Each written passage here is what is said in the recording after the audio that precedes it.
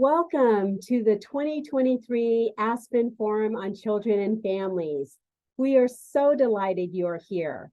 I am Marjorie Sims, Managing Director of Ascend at the Aspen Institute. On behalf of the entire Ascend team, and by the way, we call ourselves Ascenders, thank you so much for joining us. Over 1,500 people registered to participate virtually. We are humbled by the response. There are participants from Canada, Budapest, India, Rwanda, South Africa, and all 50 states in the US, the District of Columbia, Puerto Rico, and the US Virgin Islands. You reflect a global commitment to improving outcomes for all families. Thank you for your commitment and your day-to-day forward-thinking work on behalf of families. The Aspen Forum on Children and Families is Ascend's largest public convening. We will focus on bold, equitable, and pragmatic strategies for building prosperity and well-being for all families. Now is our time to think bigger, collectively.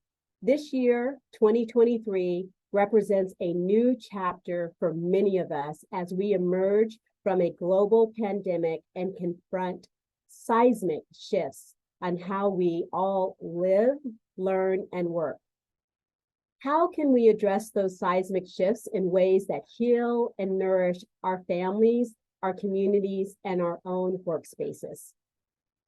This convening brings together leaders who include each and every one of you, and policymakers, philanthropists, practitioners, researchers, direct service providers, and advocates, all interested in learning what two-generation approaches have accomplished for children and parents, why and how two-generation approaches have accelerated so quickly, and what different sectors spanning health, housing, philanthropy, employment, and others can do to further whole family well-being at a time when we are witnessing new and unprecedented energy and enthusiasm to create a more equitable future. I want to share a little bit about what you can expect from these dynamic conversations over the next 2 days and how you can contribute to them from your workplaces and offices.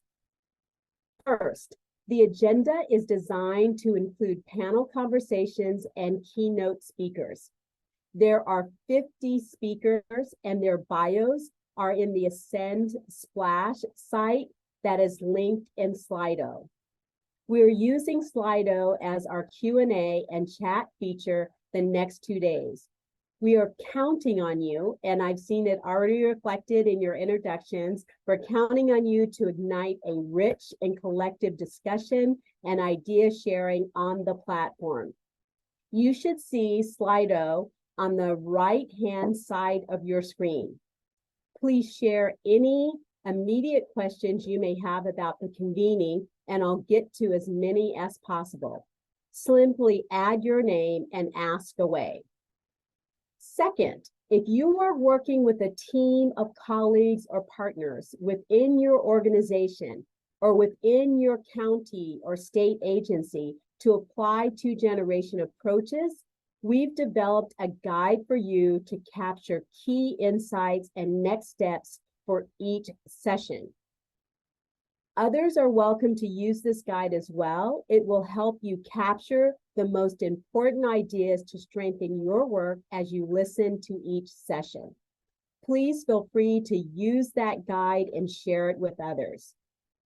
So third, all 24 of our sessions over the next 2 days will be recorded and posted to our website by the end of the week.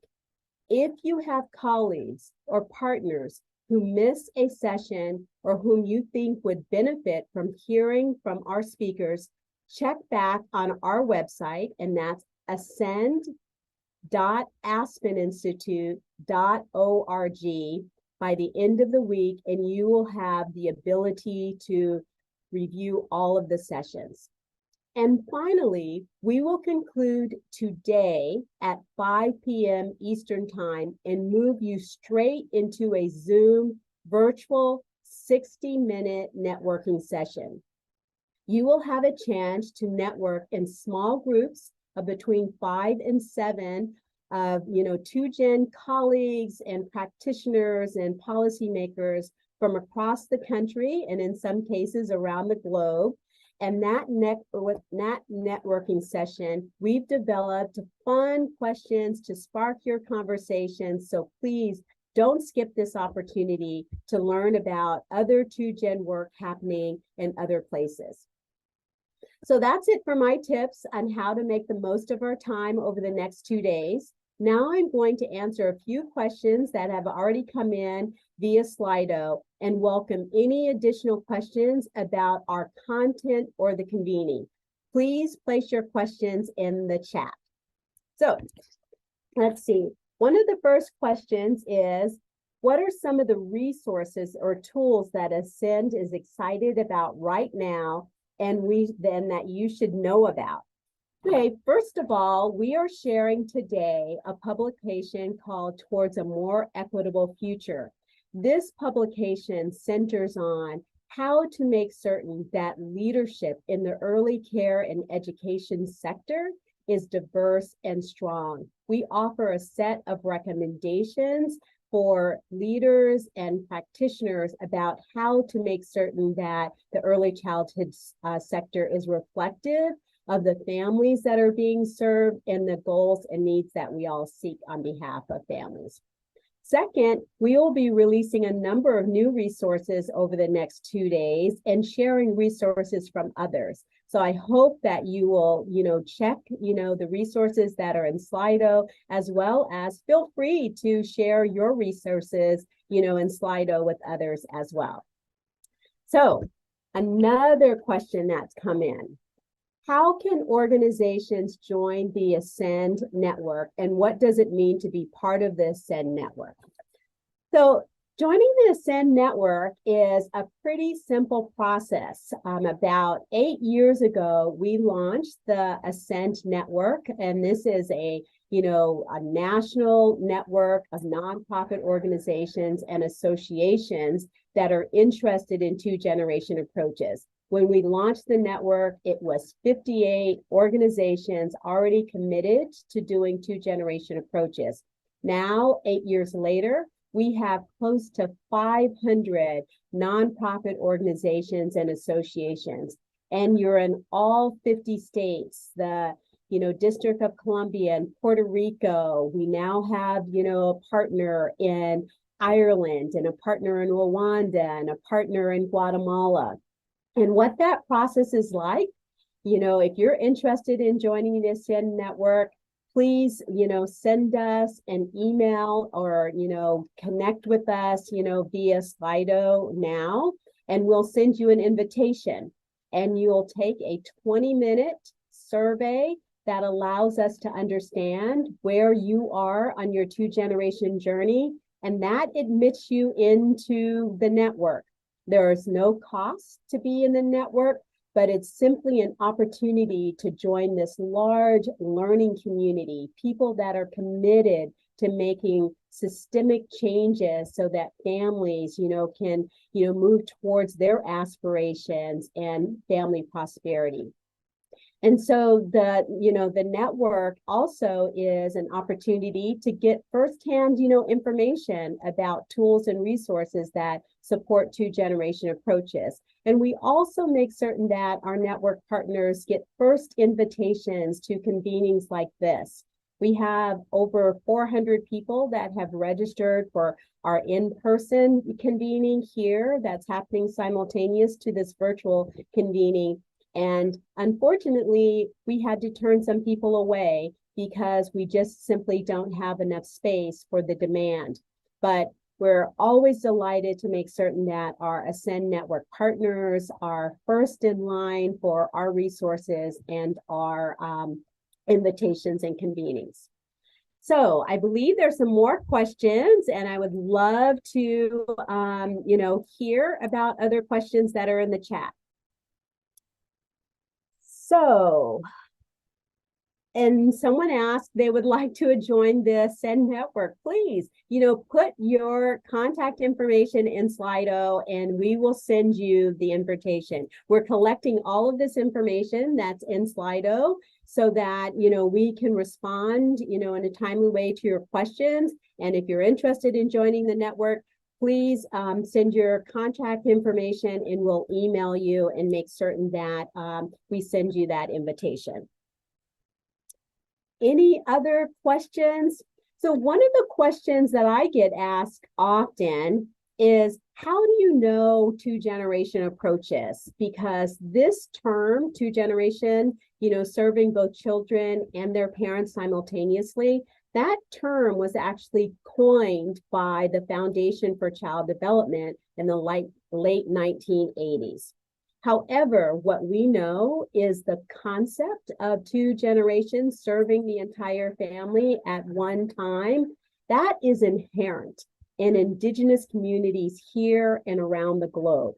So for example, if you have a family that has a crisis in your neighborhood, you're not going to simply go and say, I will support just the children, or I'm just going to support the teenagers. You will support that entire family towards their goals and help them through that crisis. Unfortunately, over the years, many of our programs have gotten very sophisticated and siloed, meaning that, the way that parents and families experience those programs in communities is also very siloed. Our work as we move towards two-generation whole family outcomes is very much about making certain that families' experiences are seamless. Two-generation approaches is the term that we use at Ascend, but we know that this approach and the name of it needs to very much be reflective of you and your community. So across the country and around the world, it could be called whole family approaches, or multi-generational approaches, or intergenerational approaches. In Hawaii, they've named it Ahana Nui. So just please know that the approach is about better outcomes for all families and towards economic mobility. And with that, I believe that all of the questions that I have time to answer are up, but please continue to put questions in the chat and we'll be responding. So thank you so much for joining us. You're going to be in for a very rich and vibrant conversation. On behalf of the SIN team, thank you.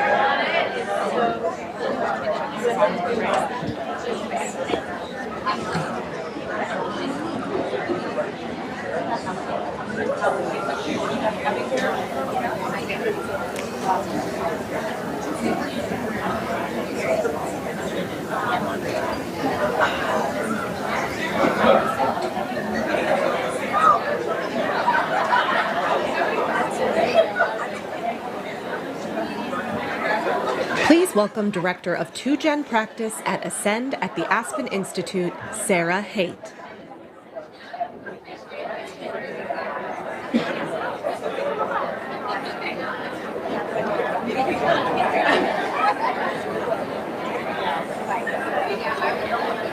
Please welcome Director of 2Gen Practice at Ascend at the Aspen Institute, Sarah Haight.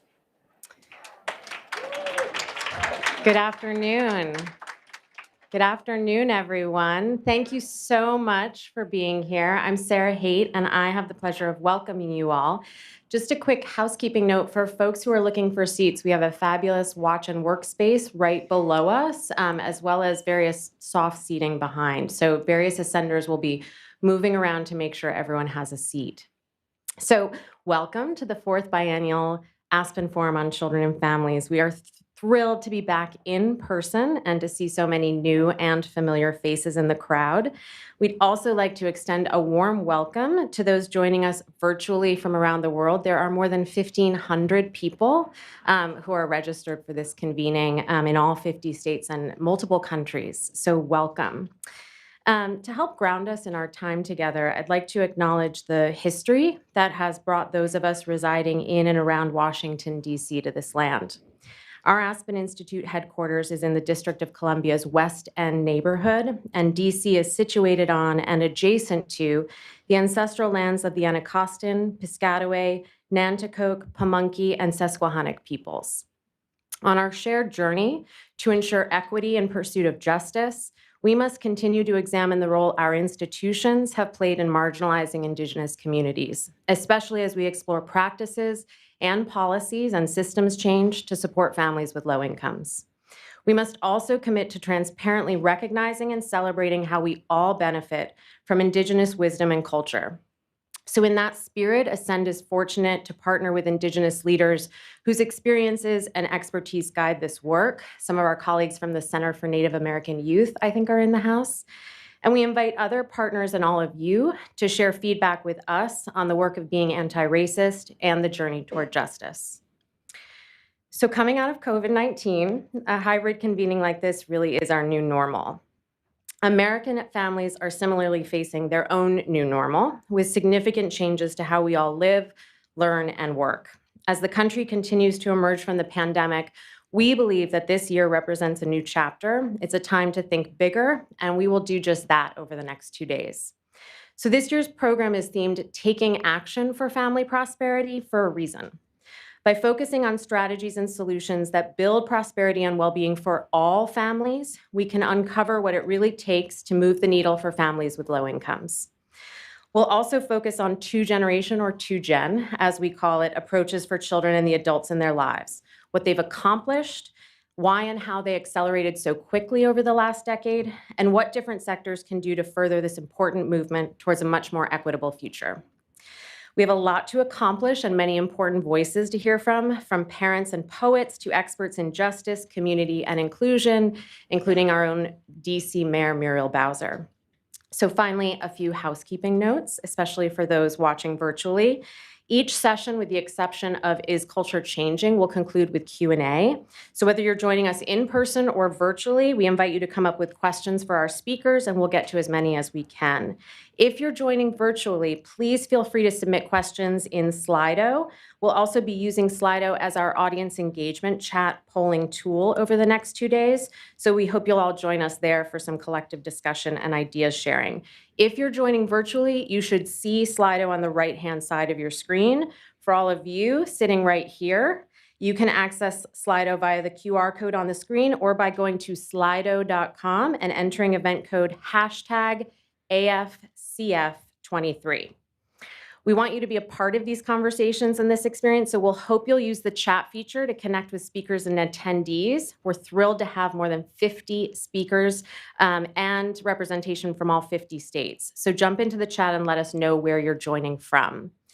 If you're inspired by the conversations here today, we'd also encourage you to join us on Twitter, #AFCF23, and we'll be posting all the recordings and all of the slides on our website, so you will all have access to those 2 pieces. So with that, let's get started. So we are very fortunate to have several Aspen Institute leaders kicking us off: Ascend's founder and executive director, an Ascend fellow, and an Aspen Institute trustee. And they will share their vision for building a future that is inclusive, intergenerational, and family-centered.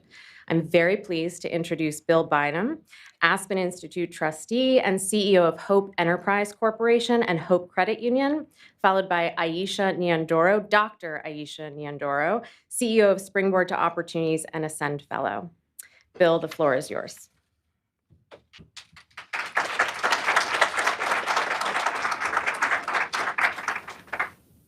Thank you, Sarah. Thank you. And thank you, all of you. I want to start by saying how much I appreciate the Ascend program for helping the Aspen Institute do what it does so well by bringing together beautiful, diverse rooms like this. I truly believe that few organizations have a record of gathering diverse perspectives, whether it's you know, negotiating peace treaties. I remember so vividly being in a room with late Madeleine Albright, talking with people across the aisle and bringing them together. And so I think that's what we need to do more of. And so I appreciate how the Ascend Fellowship helps Aspen do that, quite honestly, better than so many other parts of the Institute.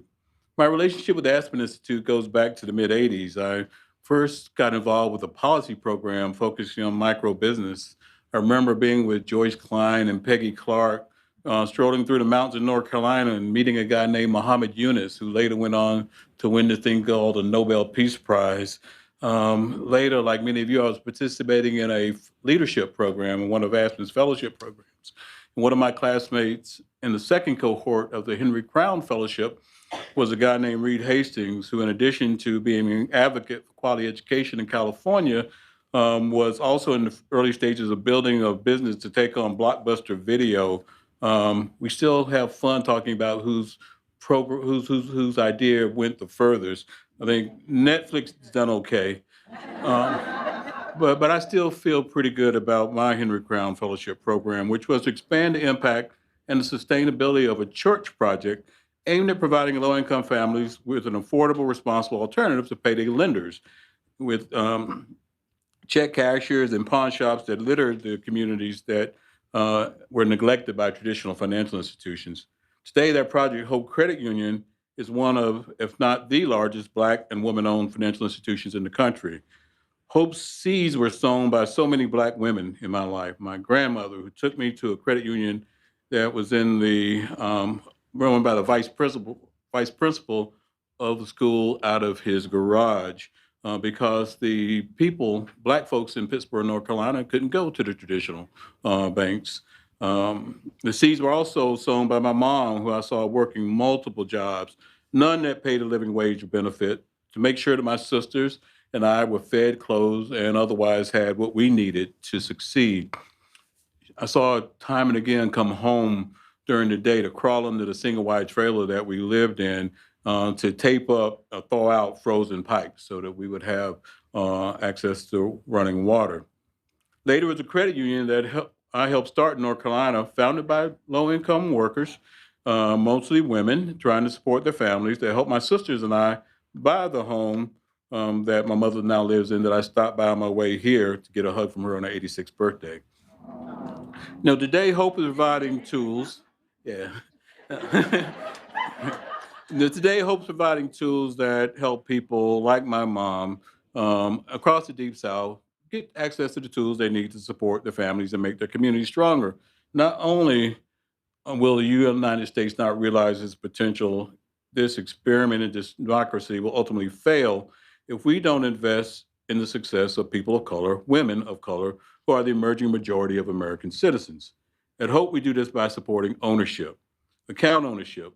Almost 60% of our members either did not have a bank account or relied on predatory financial services prior to joining Hope. 89% of our members are people of color. 60% are women. We lean in on business ownership. The net worth of Black businesses owners is 12 times greater than that of non-Black business owners. It's a game changer.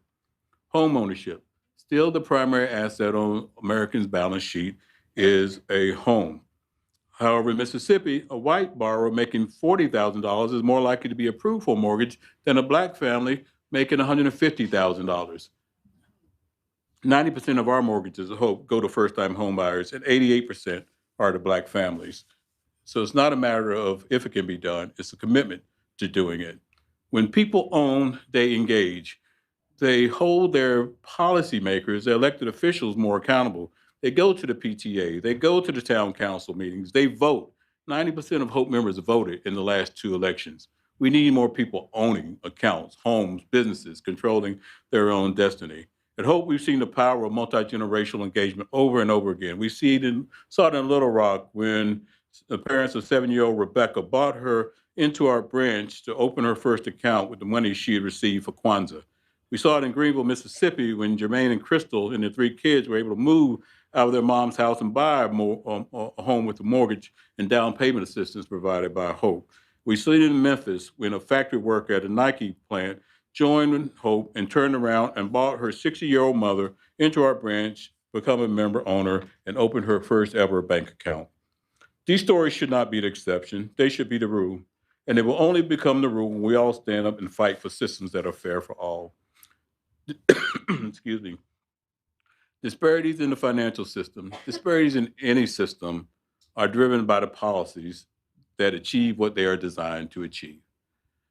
That's why your work is so important. You are the voices of those who bear the brunt of these flawed systems. You do the R&D work that shows what's possible when we design and implement equitable and inclusive policies and practices. Our collective prosperity hinges on us closing these gaps as a new emerging majority of Americans come to age.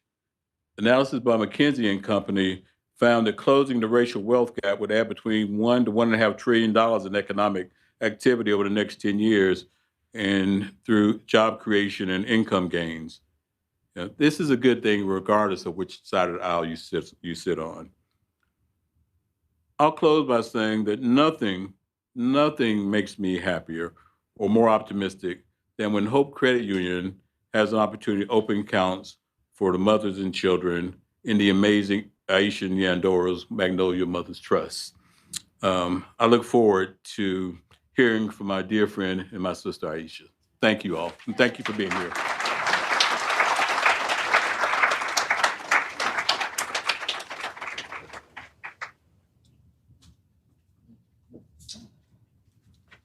Good afternoon. First, let me take a minute to meet this moment. Having my remarks couched in between 2 mentors that I admire and adore, it's not lost on me. I have known Bill for decades, and he doesn't know this, but I remember the first time I heard about Hope Federal Credit Union. I was a senior in high school, and the pastor of Anderson AME was talking about this new banking project that the church would be supporting. I was inspired. Even in my youthful enthusiasm, I knew what was being proposed would be life-changing. And I also remember the first time I met Ann. It was when Springboard was just an idea, and I was seeking the wisdom of experts in the field to help bring this idea to fruition. And I share these 2 stories because that is what this convening is all about. The collective brilliance in this room is by design. The convening is to provide a space where the bold ideas that we have all been holding can create equitable outcomes for families and use pragmatic solutions to get to those outcomes. If you are open, these 2 days can change the course of your work. And isn't a little alteration needed in this moment? When we think about the injustices and inequitable outcomes that our families have weathered in the last few years, why would we continue with the status quo? So my challenge to you while at this convening is to try being audacious, to operate in the possible rather than what is obvious, and to show you that I am someone that practices what I preach. I will also be doing this alongside you. For the last 4 years, the organization I lead, Springboard to Opportunities, has successfully been a leader in the space of economic justice. We launched what is now the country's longest running guaranteed income program, the Magnolia Mothers Trust, now wrapping up its 4th year, where we provide $1,000 a month for 12 months of income to Black mothers living in affordable housing. No strings attached. Thank you. This work has created a blueprint and frame in which others can implement guaranteed income programs within their communities. There are over 100 guaranteed income programs in this country, and they all have the through line of Black women in Mississippi. Y'all, we've had just a few successes. And as an organization, we seek to be radically resident driven, meaning the voices and stories of the families are at the center of everything we do. We believe families know better than anyone what they need to thrive and the best way to transform systems to ensure that they work for all people. Our programs, our policies, and our priorities, all work is designed by our families. Because of our organizational philosophy, we're constantly listening to and revising our strategies to align to the needs of the families. About 2 years ago, we really began to think about wealth and prosperity, particularly when it comes to low-income families. What does it mean for families to build wealth? What would it mean for a mother to feel like she can thrive and not just survive? How do families define prosperity for themselves? When a broader society talks about prosperity, we often link it simply to economic security. In fact, when people ask me about your mother's trust, their first questions are always connected to financial outcomes. Did the mothers make more money? Did they go back to school? Did they buy a house? Yada, yada, yada. All of those measures are important, but they are very limited in scope because they are simply measures around how well someone is succeeding based on capitalism's very narrow definition of prosperity. When I talk to mothers about what prosperity means to them, they don't talk about mansions or fancy cars or stock options or assets. They talk about stability. They talk about their families. They talk about agency. They describe being able to have a safe place for their kids to play, being able to have their friends disturbing their neighbors, being able to put a nail in a wall so they can hang their family photos so that it feels like homes. They describe worrying less and experiencing more joy. Ultimately, they are describing freedom. According to our mothers, prosperity goes beyond financial wellness. It results in fewer worries about daily life and more confidence. These are the things our families are saying they want. These are the measures they are using for their own success and their own goals. Of course, I'm a big believer in cash. I'm a cash advocate. I know that it helps families achieve these dreams. When you have enough money, you can ensure you have a baseline of support. It is much easier to pay off debt, feed your family, and go about your day to day. But so often when we talk about cash and supporting families, the only measures that we are using are the quantifiable measures that we have been taught as the markers for success. But that's not the definition we're hearing from our families. And to be fair, I do understand that the definition of prosperity that we are looking to measure is so much more difficult. It doesn't always show up in job reports of poverty measures. It may not show up in the number of people who move out of affordable housing. It is not captured by the net gain of income. But what is a more complete measure of prosperity? One that takes into account the whole person and whole family. It is what we are calling holistic prosperity. When we look at the Magnolia Mothers Trust, the results that I am most proud of are not the jobs, the degrees, and the purchases that they were able to make, yet they are able to do all those things. It is the fundamental change that we see in the mother's confidence and sense of agency. It is the mother's belief that for the first time they're a good parent because they're not stressed. It's a decrease in worrying and anxiety. It is the ability to have to quit the many part-time jobs to work that they have to work in order to be able to be home and be more present. It is their ability to dream. And while, of course, this comes from the relief and safety net of cash itself, is so much more than just cash. The Magnolia Mothers Trust has always been intentional about being cash plus. Mothers have the care, the financial wellness, and other resources available for them. They have dedicated staff and a community of support. And so, yes, cash and financial well-being is a piece of the work, but we always want to be working to see and support the whole family, not just one particular piece of their lives. And this, to me, is holistic prosperity. It is prosperity defined by families themselves and not the system around them that has for years set up barriers and blockades to them achieving what they wanted. It is more than moving numbers up a chart. It is seeing whole families thrive. So how can we go about creating these systems? How can we go about connecting this work to usher in holistic prosperity for families? This is the challenge, and this is the question that I will be vulnerable and audacious in trying to answer the next few days. Maybe it looks like the Department of Human Services offering mother support groups and opportunities for connection and self-care rather than requiring paternalistic parenting or budgeting classes. Maybe it looks like shifting from caseworkers to coach-based models where staff of government agencies are trained to provide support. Maybe it looks like philanthropy asking me to measure joy and freedom in my outcomes of my work. Or maybe you all are already thinking about your own ideas. As I said at the beginning, this gathering is an opportunity for all of us to try on new ideas, learn from each other, and make connections that will allow us to act boldly together as we work to transform systems and build a new economy and world where everyone has the ability to thrive. Thank you.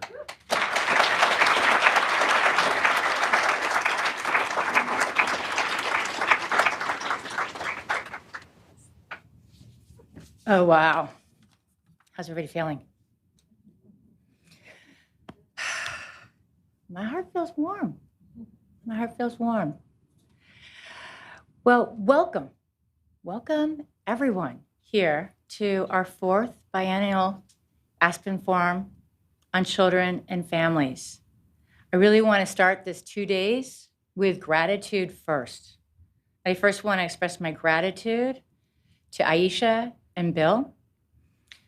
While their feet and their families are planted firmly in Jackson, Mississippi, their legacy, their inspiration, their innovation has global, national, regional, state, neighborhood level impact. The world is different because of you both.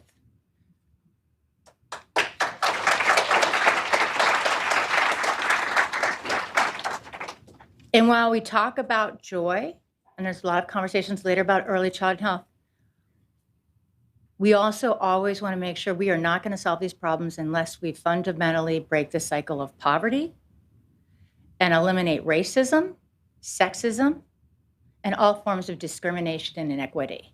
And so when you hear we are intentional in wanting to start with Bill and Aisha, and honored by that, because the work they've done to change how people think about resources, families, Black mothers, Black families, families of color, communities with low income, it's changing how we think about capital, financial systems, cash, but that unlocks joy, opportunity, and also as a part of the future of our country. And so I cannot thank you enough. I also want to express and start with expressing gratitude for the Ascend at the Aspen Institute team.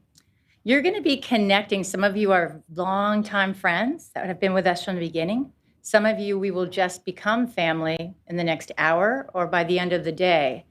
But Ascend has grown from sort of a small and mighty kind of bold thinkers to now a little bit larger, mighty, fabulous team of about 25 Ascenders. And you'll have the chance to see some of them on the stage, some of them behind the scenes. But as we know, with any organization, any effort, nothing of significance, nothing of meaning, nothing that lasts is accomplished by any one person or even one organization. I also want to express gratitude to each and all of you. It has been a minute and a moment. Each of you has made a commitment in your life and in your own way to be part of the solution, to be part of the side of making possibility happen, co-creating a future of family prosperity that all can flourish, dream in, that can also pass from generation to generation. As Sarah said, we have more than 2,000 people that have signed up to be with us in person or virtually. Literally all 50 states, multiple representatives and leaders. Puerto Rico, the District of Columbia, Rwanda, South Africa, and many other countries. And when we think about all that separates us, all that divides us, this is the largest convening of leaders who believe in whole family, 2-generation approaches grounded in equity, inclusion, lived experience for all. And so let's really lean into the curiosity, the collaboration, and also our collective power. This is a time for us to think big and yet pragmatic. Big, bold, and then let's get specific. Let's get that list of the measurement for joy and philanthropy. Let's shift the human services model. This is not about tweaking or tinkering. This is about tapping the leadership that lies in each of you and all of us together. So when I step up onto the balcony of the Aspen Institute, and we are so honored to have leaders like Bill Bynum serve on our trustee board, and Katie Albright, a new trustee and also an Ascend Fellow. When I think about this is the 75-year milestone of the Universal Declaration of Human Rights that said freedom, dignity, education, basics, justice for all. I question for us our narrative around liberty to what does it look like for liberation? And so as we think about that 70-year mark, I also, with Bill and my colleagues, call in the Aspen Institute, which just next year will have its 75-year milestone. And the Aspen Institute is an institute of great privilege and possibility, and we like to put the Aspen leaf to work as best we can in every single way. The mission of the Institute is to advance a fair, just, and equitable societies here, throughout this country, around the world, and we humbly are on that journey with all of you. And so that is the invitation that you all said yes to and made the time to be part of this conversation, to say when we think about that fair, just, equitable world that is flourishing for all, let's put families at the center. I want to take a moment just to reconnect us to sort of the story of Ascend in our work, because it's the story of many of you. When I think about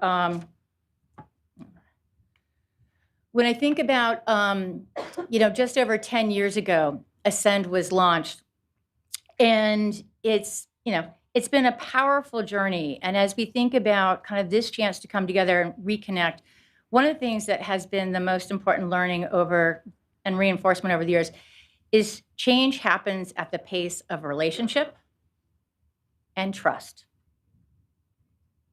Ascend never wanted to be an organization. It was a big bet. Some folks made some big investments. It was never about creating an organization.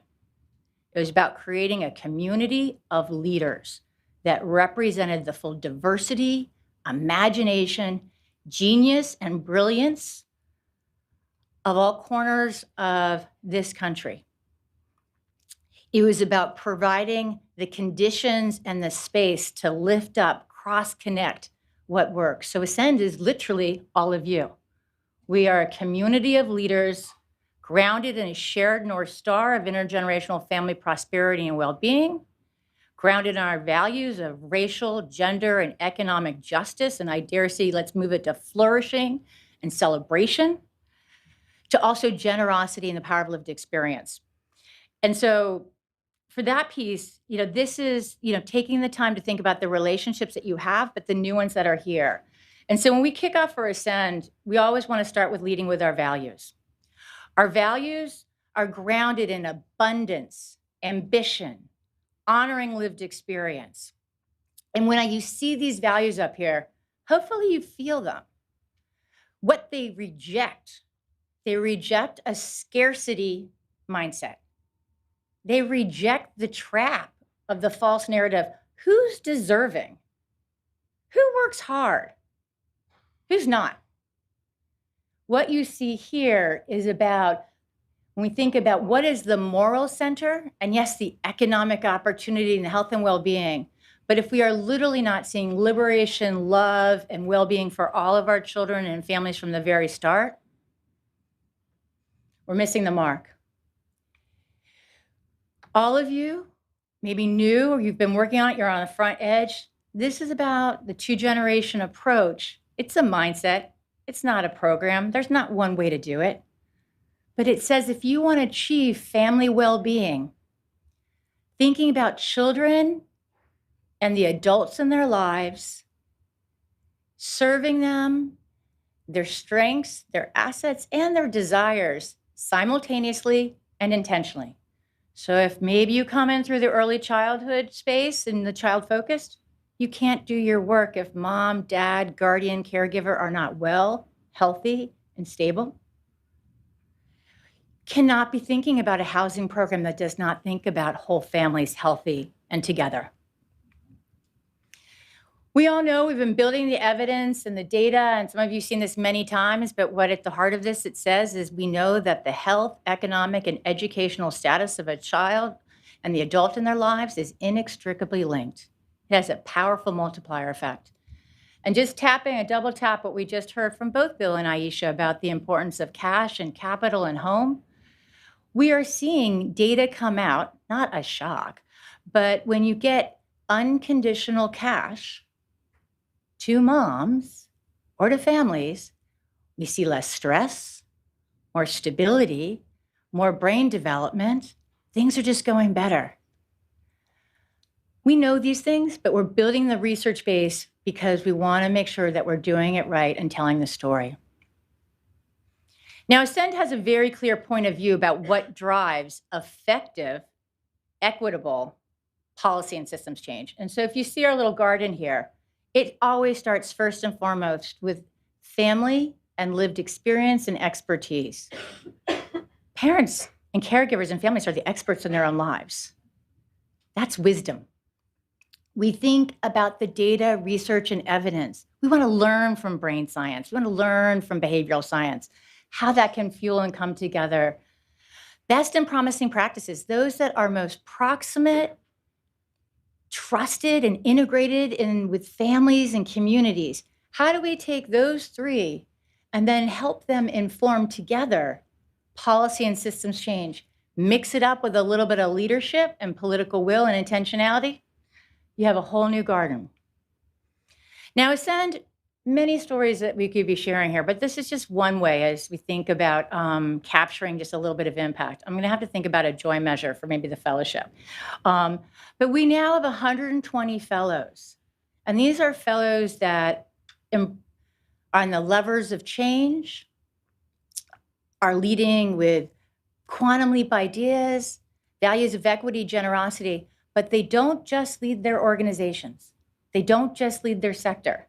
They're changing how we think about research and evidence through Indigenous wisdom. We'll hear in a little bit. I'm loving on Dina right now. They're changing how we think about the human services model. They're changing how we think about brain science. 120 of these fellows, and some of them who are in the system, they steward more than $34 billion in resources. We have 130 parent advisors, and I'll talk a little bit about the work we've done with parent advisors and leaders and bringing them into the forefront. We've leveraged, and Marjorie and I always have a great debate about the 350 million here, because I actually think it's a super lowball number, but more than $350 million has been unlocked to actually fuel community work, practice work, policy work that is informed by the two-generation approach. And I have a secret goal, which isn't a secret anymore, is to get that up to $1 billion in a shorter amount of time. The network that has grown to now 495 organizations that are active and diverse and embrace a two-generation approach and our values are touching more than 12 million families. This is just a snapshot of who Ascend is, the collective power we all are. And for any of you that don't see yourself up there on this yet, just let us know. Now, I'm going to share a couple highlights here on what have been some of the two-gen kind of highlights of impact and influence that we've had over the past few years with many of you. And on this one, we sort of roll in a way of we like to show, not tell. And so as you sort of see some of the highlights here, they really kind of connect to how we have designed the agenda and how we've designed the conditions to really lift up some of the leaders who are on the front line of making the change happen and having that spark some of the conversation. But I want to start first with the part around really centering racial, gender, and economic equity in that it fuels the most effective solutions. And Bill said this, and I couldn't agree more. Systems have been designed to get the outcomes they've been getting. So if we start with racial, gender, and economic equity, I dare say flourishing too, what would it look like if our outcomes, our goals, our RFP, our funding had that at the top? And we've got some things to leverage. I mean, the executive order, the Biden-Harris executive order on advancing racial equity and serving underserved communities gives a very powerful framework to do a full federal analysis of policy, regulations, funding, evaluation models to get to the heart of driving new solutions. Also, for the first time, we have the Gender Policy Council with the National Gender Equity Council. This is a powerful frame. I don't know if Aspen Fellows, Laura Huertamigas, who's one of the deputy for the museum side of the Institute for Museum and Library Services, but Laura and then Asia Schomburg, who is the Associate Commissioner for the Children's Bureau at the Administration for Children and Families at HHS. Those two fellows are the points within their agencies on implementing the racial equity and underserved executive order. That's where pragmatism and implementation gets really transformational. Now, when we're talking about the second one, I do want to highlight a little bit is partnering with families authentically and embedding lived experience into how we govern, how we do our work.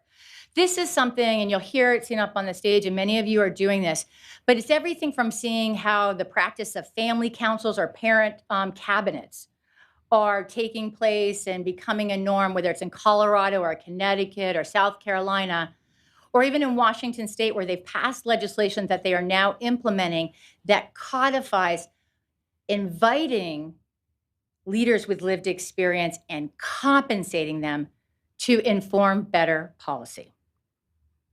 This is something I think, how could this be embedded into how we do philanthropy, how we do our work? And Ascend has been on this journey from the beginning, from listening to the beginning to now what we are a place where we have a parent advisor model that is paid and compensated and lifting up and learning with our parent advisors that are at the beginning, middle, and end of for example, our fatherhood and families learning and action community, 2-gen prenatal to 3, policy roundtables, and also launched the first parent-powered solutions fund to put student parents in the driver's seat of making the grant-making decisions and designing the strategy for programs that were going to advance students with caregiving responsibilities, their post-secondary success. So I share all that because we're on the journey of constant improvement, curiosity, and learning with all of you. But this is about shifting the norm so we finally have a country that's by, of, and for all of the people. Now, you're going to hear young parent, sort of why a little bit more about young parents and young children. It's a sweet spot, but we know it can be older or younger. Older and families are very different. But when we think about the research from Jim Heckman, the Nobel laureate, that we get a 13% return when we invest intentionally in those early years, but that really is child and the adults and children's lives. So the whole family from the beginning, as well as we'll hear later about some of the brain science that we know also happens with with parents and caregivers. The mental health, this is a moment of total transformation, and frankly, we are building and need to build it in new ways. And we'll have a whole section on that. I can't hear more, as well as you'll be hearing more about the parents' post-secondary success as a critical driver. These themes here kind of go together, and I'll talk in the end, but we really do believe accelerating state and county policy innovation and implementation is one of the most important systems drivers. Policy budget decisions that are made at the state level are where decisions impact real families in real ways. And this is something more than, we've seen it worked with a critical mass of states that have been innovating on this, and almost about half of the states that are also just starting to explore. And it means building an ecosystem that really is centered in family across early childhood, economic assets and supports, health and well-being, education from early on up K-12 and through, but putting families at the center. And right now, states have some of the strongest fiscal positions that they've had. Record rainy day funds, record tax revenue, and also some surpluses. This is a time to be making very clear, strategic, pragmatic asks and saying what it will result in. Human services, health and human services. This is one where I think it is truly about making the model for one of human potential and flourishing, and all of the ideas that Aisha shared and more. But that is the cradle for how we can think about kind of leading some of this innovation. Values-based leadership has been at the heart and soul of the Aspen Institute and the Ascend Fellowship, but it lives in all of the work we do with parents, with each of you. But it's really about having the mindset we're looking at every turn of the corner for systematic opportunity, not and really taking down any form of oppression or any form of inequity. I'll talk in a moment later about the social capital and the forum. This is something we always want to stay rooted in what's the reality of families' lives. And so in a little bit, we'll share some of the data from a partnership we've done with Child Trends over the years to really look at the data through a two-generation lens. And that's both for whether it's through health, education, poverty, but to really think about where is their progress. And we have seen progress in some of the poverty rates. But I want to be eyes wide open on some of the progress because they're connected to some of the good that came out of the really crazy crises. And one of the good was the child care tax credit, the expanded child care tax credit that finally got some support to families who need and deserve it the most. Hello, crazy. That amount of $3,600 for children 5 and under, or $3,000 for up to 17. When you think about what Aisha said about an extra $1,000 for any parent, come on now. And we are stopping that. That reduction, that one move, had cut child poverty and increased family stability up to 50%, 51 in the highest state, lowest state was 40%. So I just sort of say, when we think about the other one, I just cannot leave without saying is we also think about, we know how important health coverage is, especially at the early prenatal to 3 years. And for those that are most, that need it the most. And for us right now, that we literally are beginning to disenroll mothers, children, families with disabilities from continual and guaranteed health care through Medicaid is insanity, is insanely inefficient, and it is immoral. And so I put those out there because we have moments as a country where we make some moves, and I think we got to push not to lose ground as well as push for what's new. And so when we think about going forward, what can you expect from Ascend? I'm asking that question. What can you expect from Ascend? What can you expect from yourself? But you can count on us to be continuing to lean in on the work we've always done in terms of co-creation, partnership, putting all that we can to work together with you. The piece that are some new parts that we haven't sort of talked about before. And so let's do a few highlights, and I'll be around for the next couple of days as well as many other Ascenders. And so some new things you can expect to see from us is we are going to be accelerating the pipeline of leadership with annual launches of the Ascend cohort model. And not only do we want to do our work as well and as deeply as we can, we realize no one fellowship program is going to do it on its own. This is about a fundamental taking stock and transformational leadership moment. This is a generational opportunity. So actually in May, I'm super jazzed. We're going to be inviting the first Aspen, kicking off the first Aspen Leadership Collaborative. And we're going to start focus. We've invited about 10 other fellowship or mission-aligned leadership programs, from the Obama Foundation to Build to the National Black Child Development Institute. But to get those people who are super passionate about the future of leadership, to create a space for folks to come together and share practices, curriculums, models, what's keeping you up at night in terms of thinking about deep racial equity or scale. We're also going to be thinking about how do we put capital to work. And this is capital is both, yes, financial capital, it is also social, it is intellectual, and it is human capital. And so we are going to be launching a 2Gen acceleration fund. We have done a lot of that work to pull together financial resources, but we really want to, we are far beyond pilots. It's really from pilot to proof point. This is not a patchwork of innovation.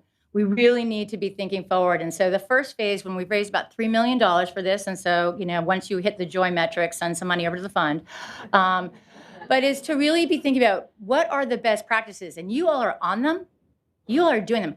How do we package them? How do we gather them so that they are shovel ready to go into policy? They're ready to go into the federal, state, or other clearinghouses that sort of say we need to be evidence-based as defined this way. But this is a very deliberate piece to think about practice and services informing policy and systems.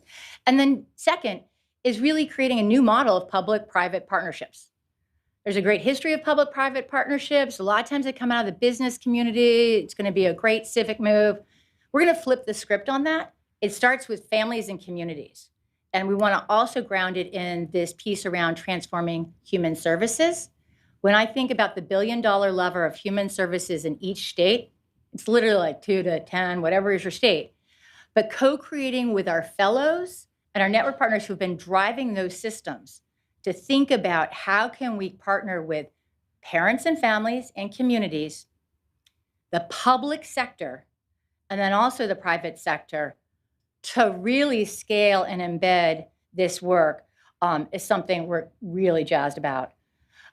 We've had a great opportunity to work with a family prosperity innovation community with the Robert Wood Johnson Foundation, and are going to be really looking into how do we measure family prosperity. You think about health and well-being and family economic security and joy, but to work with the group to really think about what are those new measurements are, because we measure what we value, and we have to really define what we value and what we love and what we measure. And so, you know us, we're always going to be coming with our values. We're always going to be coming with a glass half full, even though when we could be really upset with the world. And I left off that whole list because it was just like, we can have that later over cocktails. But we're also going to lead with generosity and, again, abundance. The entire Ascend team is committed to being about on the side of solutions, possibility, and relationship. And we will be leaning in continually with our commitment to lived experience, becoming the norm as part of our governance, policies, and practice. And we look forward to living and growing along with that as well. And so as I get ready to kind of close out and move to our next sensational conversation, I wanted to, and Janine is actually not here right now, but Janine McCone is one of our parent advisors who, is she here? Janine, are you? Oh, she's coming Tuesday. Well, someone's gonna have to tell her we've all been talking about her. But I raised up Janine because this quote changed. It was at an Aspen Forum on Children and Families a couple years back. And she said, don't meet parents where they are, meet parents where they dream. She shifted us. I also have been in so many different forums where I've heard this quote. And some people are like, I heard it somewhere, and some people just say it. Janine said this, and how we value, she's spiritually coming to me. But she said this, and I share that because how, as one of the Black women leaders, who was one of the 10 leaders who co-designed with Commissioner Bai the first parent cabinet for the Office of Early Childhood in Connecticut. Let's listen to the voices, let's lift them up, let's credit and shine on. So she's coming a little bit later, so again, please welcome her. But this was something she really made a profound impact on us at Ascend. Now, with no further ado, we're going to really jump into an amazing conversation that's going to be listening to some folks with their experiences, some data, some dreams, some just awesome stuff. And I only am going to introduce the woman who's going to be leading the panel. And Jen, there's Jen. I'm like, where's Jen? Jen, I have not, the last time, so Jen Nagandu, Managing Director, Healthy Children, Healthy Families, at the Robert Wood Johnson Foundation. Oh my gosh. Okay, this is so fun. We all get to be real people here. But Jen is one of the brightest, most relational, fabulous leaders in the field of philanthropy. When we think of philanthropy, it's really about like the love of humankind. I think you manifest that in a way that can inspire so many. And Jen is passionate about narrative, relationships, learning, and like kind of really calling sort of the ethics of storytelling and shaking it up in new ways that really are lifting up and out. And so one very quick story, we had a chance, the last time I saw Jen, Marjorie, myself, and a few others, we took the train up in February of 2020. We got the very fancy invitation to come up and present to the entire Robert Wood Johnson Foundation staff around the work that we were doing with them around family prosperity, 2-generation, lived experience. So normally those things, if anybody's on there, pretty buttoned up. And we were like, well, Jen, can we just bring some folks with us? And it was Marjorie and myself, along with Anthony Barrows, who's another Ascend Fellow, kind of bringing the behavioral science and his passion. We had Aparna Mathur, an economist from AEI. And we had Aisha Nandoro from, who we've just all met and now everybody knows or loves. And we also brought Ebony Beals, who was one of the Magnolia mothers of the project. And so we kind of usually it's okay, be tight, 2 minutes. And we had this most powerful conversation. And I thought about Ebony's voice when she said, I don't want to just be a voice. I want to be part of the action. And I just thought we spent the day with you all, and it was one of the most magical and life-changing and relational moments, or at least the train crew we came with. And it's just been a pleasure and a privilege to be working alongside you and your entire team. And so, Jen, it's so great to see you. But I will let you do the formal announcement. Thank you. Well, I have a very tough task ahead of me because I am honored to be on this panel, but I get to sit amidst wisdom. And just to thank you for that kind-hearted introduction. And that's about a part of how we live our values and are grounded in our values. But the quote from Janine is one that shifted our frame, and we really took the invitation to sit with abundance and joy, and to really anchor in what we value, which is centering the wisdom of children and families. So I'm going to start by saying parents and caregivers, that's what makes this society thrive. Parents and caregivers is what makes this society thrive. And as Anne said, all parents wake up each day with aspirations for their children and do everything in their power to provide those opportunities. We as a society can do so much more to make sure that we are meeting parents and families where they dream. And when families have the opportunities to use their assets, their resourcefulness, their ingenuity to ensure families can prosper, every single one of us prospers. We have a collective accountability. That's what I believe. And we must do everything in our power to support the social change that really centers families. And that's why in every conversation about policies and systems that serve families, they should start with a fundamental question.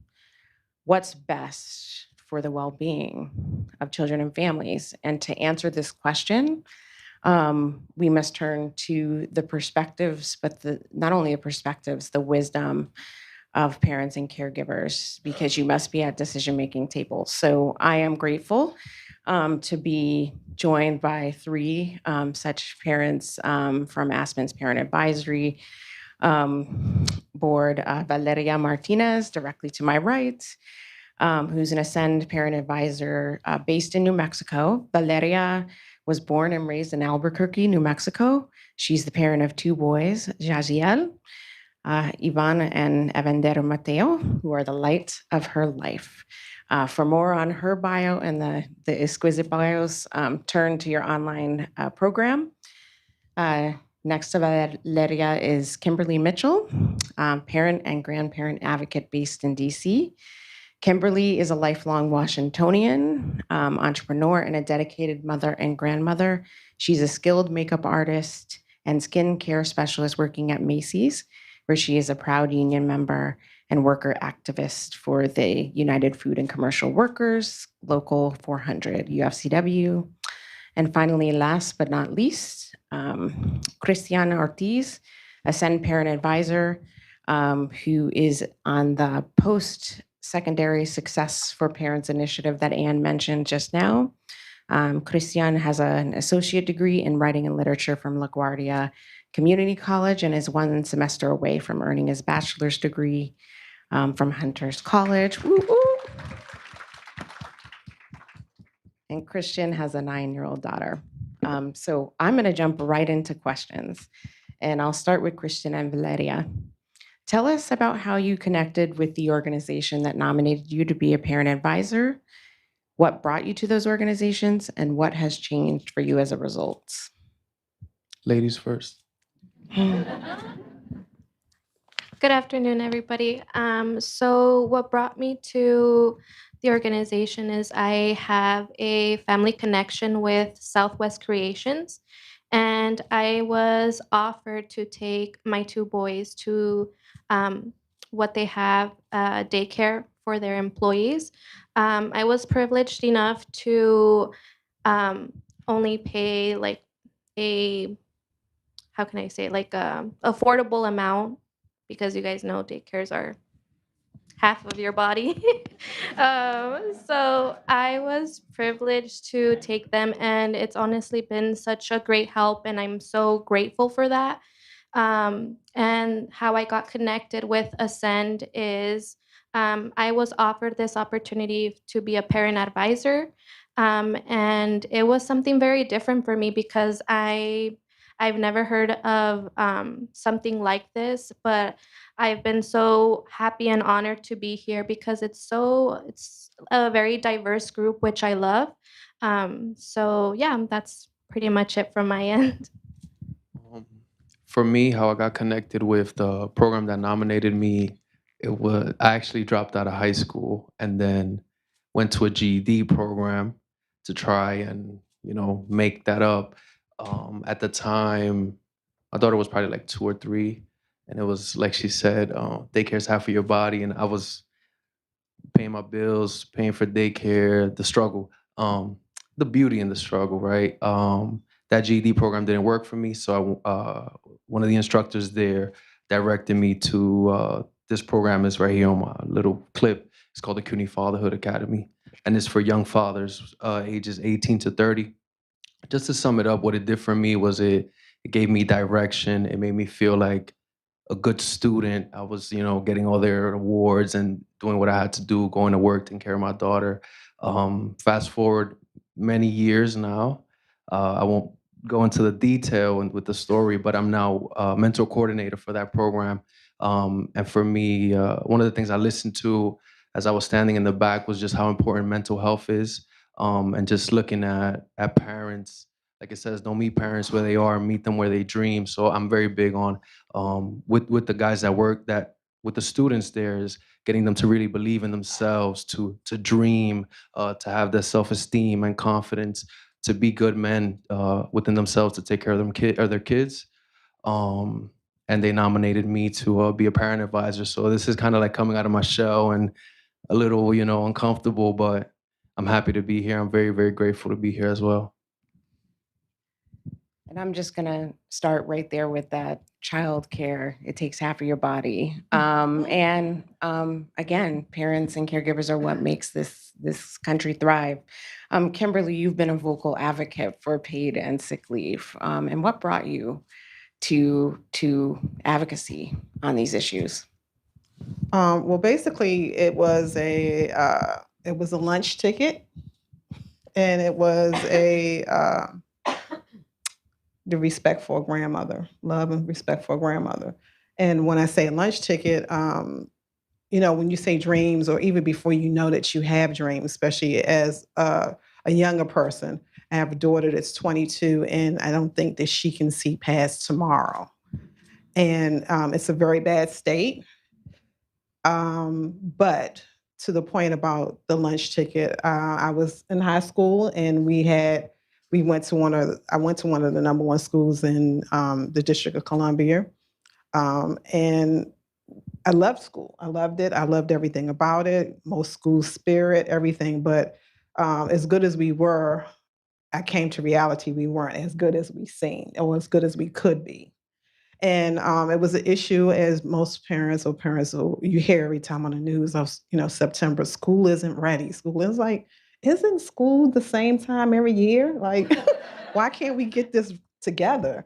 And, as I'm just saying, and I'm 56, so we're talking about school still isn't together. Now, don't get me wrong, I'm a native Washingtonian. They're all dressed up, but they still have nowhere to go. They're just dressed up buildings. So, I pointed out that our lunch tickets and things that we're supposed to have to do what we're supposed to do weren't ready. And it's so funny because this morning I just realized. So the principal that we had, he was very strict. Know this, know that, and we all respected him. And after I won the student government president, he came to me. He said, "Well, your peers must really respect you because they elected you." And this morning, as I thought on the way here, I said, "You know what? That was actually him telling me in the third person that he respected me for the simple fact that I actually then, and look how long it has taken me to see this, I spoke truth to power. And that was the whole thing. And I'm like, oh my gosh. So, that's what brought me to that work. But what brings me to the question that you just asked the other two panelists is life. I have, as I said, my daughter's 22, my granddaughter's 6. And when we found out at 16, the nurse, I said, if you're not feeling better, in a couple of days, I'm gonna take you to the doctor. So I took her to the doctors, and the doctor came out and she said, "Oh, we have 2 problems. She has strep throat and she's pregnant."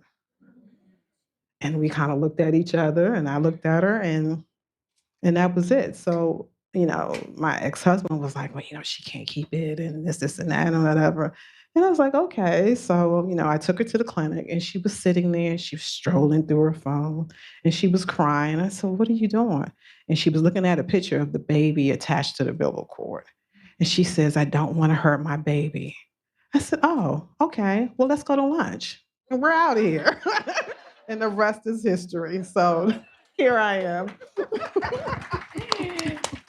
Thank you for bringing that in, because it is often life that brings us to these spaces where we speak truth to power. I'd love for you to just take a quick look back on what was revealed to us during the pandemic, during a time of vocal discourse on reckoning around justice in this country. And can you share with me what are the types of the supports and resources that were especially important to you, your children? And what do you think should stay in place or should have stayed in place? You talked directly to me? All three. Well, and so I have to say you stole my thunder. But I'm loving you guys because I feel like this is the place I should have been. But God always puts you where you need to be at when you need to be there. So I'm in the right place. So my thought to that question was, first of all, because of the blessings of my granddaughter, I could not afford my health care was a real struggle. And I had some issues that needed to be taken care of. And when my daughter was pregnant, because of her age, she had to come underneath me. So I was allowed to get insurance along with my daughter and my granddaughter. So my thing is universal health care for all. Yes. And the second thing with eggs now being, I don't even know, because I think I was running around the yard getting more Easter eggs than my daughter was. I was like, oh my gosh, they're free. So, universal lunch, universal lunch. And the last thing would be really from the human side, compassion. Because I don't know what in the world happened. It was like we had it for a minute in the beginning of the pandemic and it just went out the door afterwards. So that would be, yeah. Cristiano or Valeria, do you want to weigh in? Just I guess throughout the pandemic, it was a privilege to be able to work. I just kind of locked in on what I was doing was assisting those young fathers in my program, and bringing it every day, just bringing my heart and my love and, like you said, compassion, and kind of just really looking at them as human beings. And then I taught a life skills class, and it was kind of like, this is something I advocate for, is like free therapy. So we would just let these guys come, and we would talk, and it was kind of like, take your tie off. And excuse me for saying this, but it was like, for this hour and a half, if you want to curse, as long as you're not offending anyone, if you want to let your stuff off, this is where we do it. So we were doing that a few times a week. And it was just a blessing to be with my daughter, raising her, because there was a point in time where I was in school full time, 2 jobs, and being a full-time father. There was times where I would take my daughter to work with me, which was great because I could teach her little things, like I'll have her do math on a whiteboard on the side and stuff. But I would leave home, my daughter would be sleeping. I'll come home, my daughter was sleeping. Am I really raising the kid, or am I just watching her sleep? So the ability to just be there, I didn't feel stress. I think a lot of us became like teachers at that time as well with our kids. So just being able to be present and not just be the father that, oh, dad's at work. And like for me, my mom used to say, the only time my dad would be called is if it was time to discipline me. Don't do that. You want me to call your father? But he's not here. He's at work. So it's just the ability to change that and see the positive in that. Yeah. So for me as well, I was privileged to still be working. Um, I work for this company called Leidos, and I'm through the IT department. But through the pandemic, I worked from home, and I was actually pregnant when the pandemic started. So imagine that. I was freaking out because they closed everything, and that's something that I never went through, and it was very hard mentally. But also, my 2 boys were born during the pandemic, and one thing I was grateful for is the help with like the child tax credit. But as you guys know, like once the pandemic ended, it's like you're never gonna see that again unless you get your taxes back, if anything. So another thing is like Medicaid and stuff like that. I feel that it's kind of hard when you want to go up with your job, but also you're like, well, if I go up, more money, right? But then again, bye bye health insurance. So that's kind of what's also been like something to think about, because I mean, what I think about first is my boys. I don't think about me. Like, you can take it away if you want, but my boys is what I want them to have. So I feel like, as Kimberly said, Christian, like medical, like insurance, and even like help as one other topic, like food benefits. It's also been something hard, like the eggs are probably like $10, I want to say.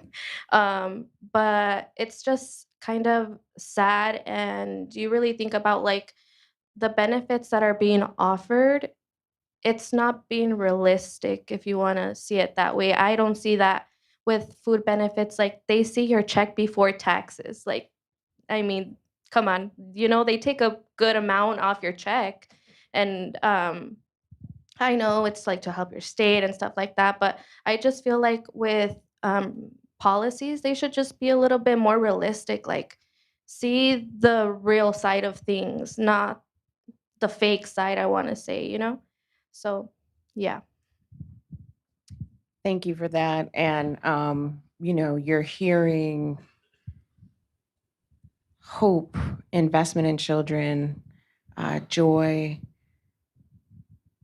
and understanding and a reckoning that unfortunately during this pandemic, work was a privilege for so many instead of an ability to sort of participate.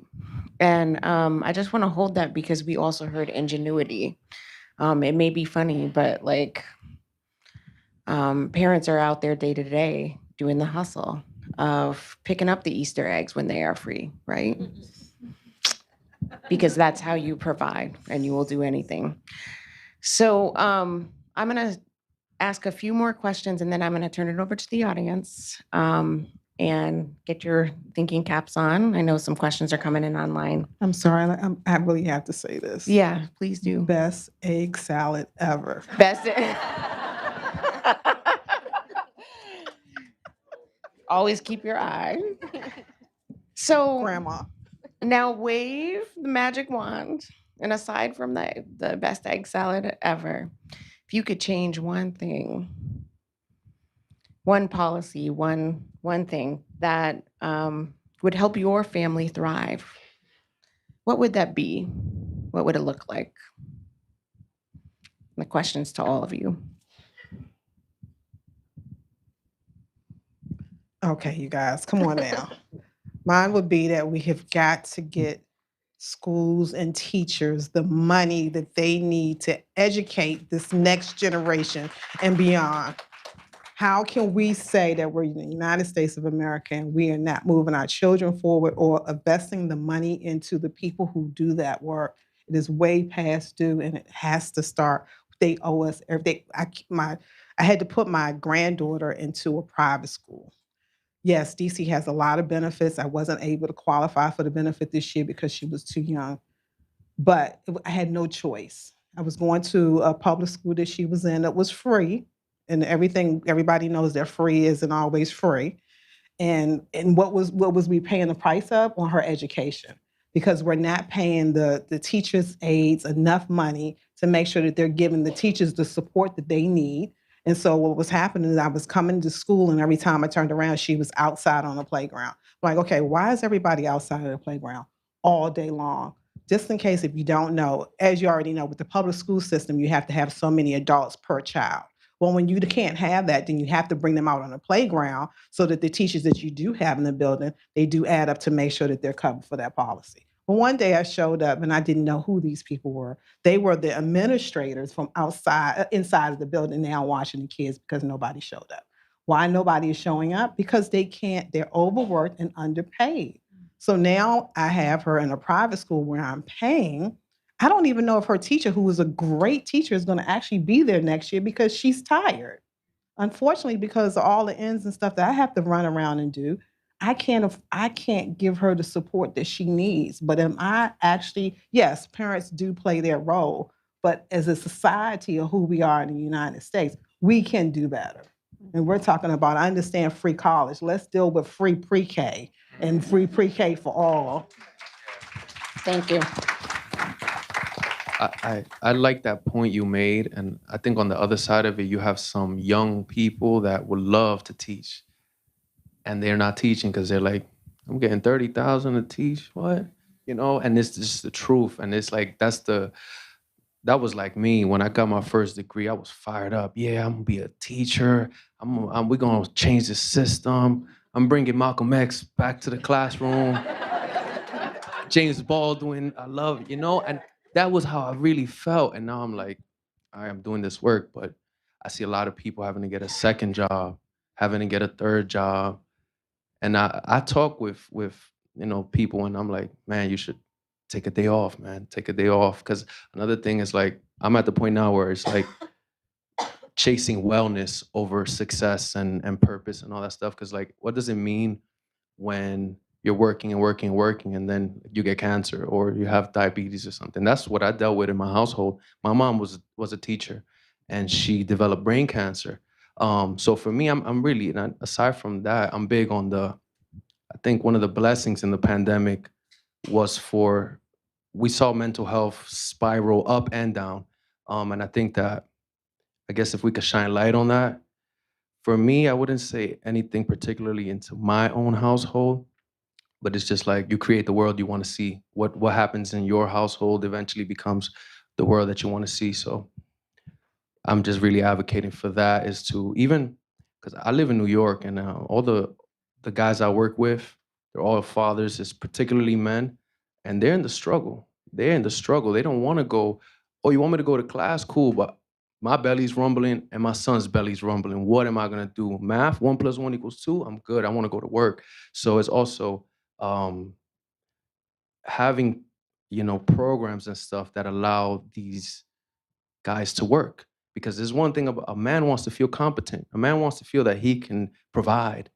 Even if he says, I don't want to pay for everything, but he does want to feel that he can provide. And it's hard for men to go to school and have these dreams if their pockets are flat. And that's why we see crime rates constantly going up, mental health constantly going into the negative. So programs that allow these young men to work, to say, or I mean, women as well, come in.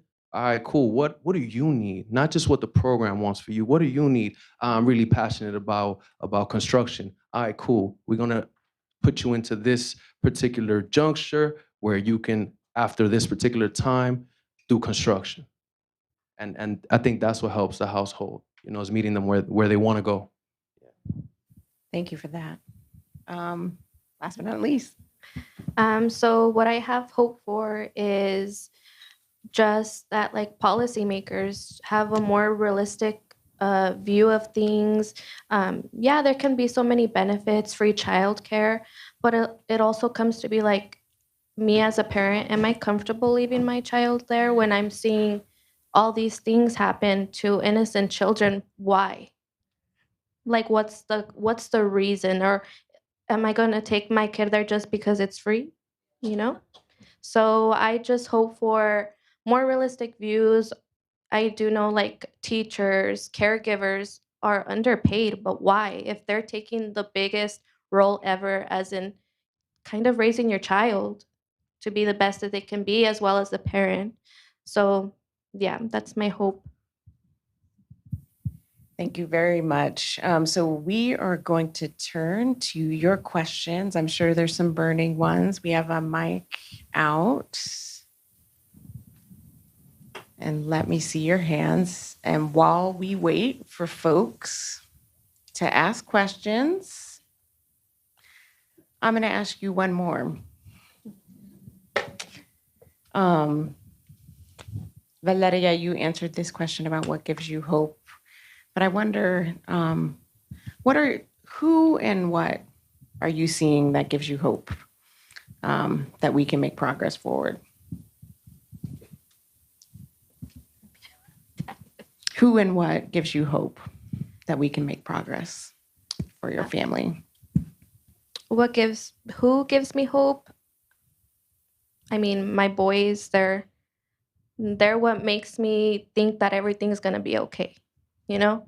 And what also gives me hope is programs like this, events like this, that they're hearing people from like the root, like you guys are seeing the reality and getting the feel and actually knowing like, okay, well, you know what, this is going on, and we're not seeing what's actually going on. We don't see how things are actually playing out, because yeah, you can make policies and that, but how is it actually helping? Not what you think, but like what you see.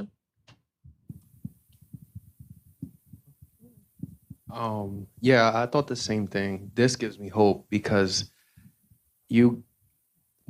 this doesn't make me in particular feel like, let's use your story. Come on now, let's use your story, you know?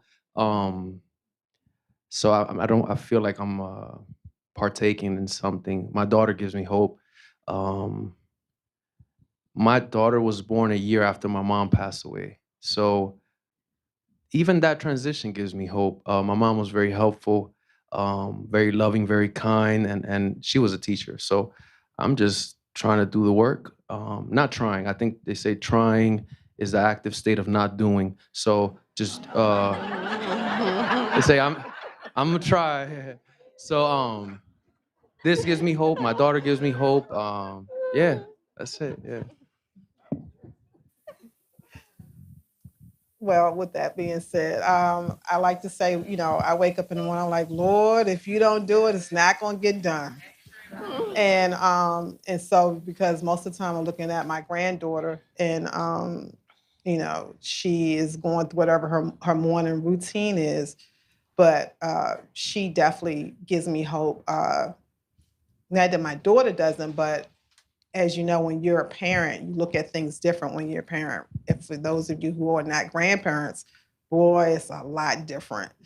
And I'm trying to now pass on that legacy that my grandmother, who watched me from the time that I was 9 with me now watching my granddaughter from birth to now, and just trying to instill in there and try to set a better example for my daughter, and do things different. So, and of course, all of you guys give me hope because you're in partnership. This whole building, this whole institution, they are connecting all of the dots, and to know in the world of the other folks who are out there connecting their dots that you guys are all in the room. And so I look forward to working, getting involved in whatever I can. I'm passionate about this work. When they say, what would you do for free?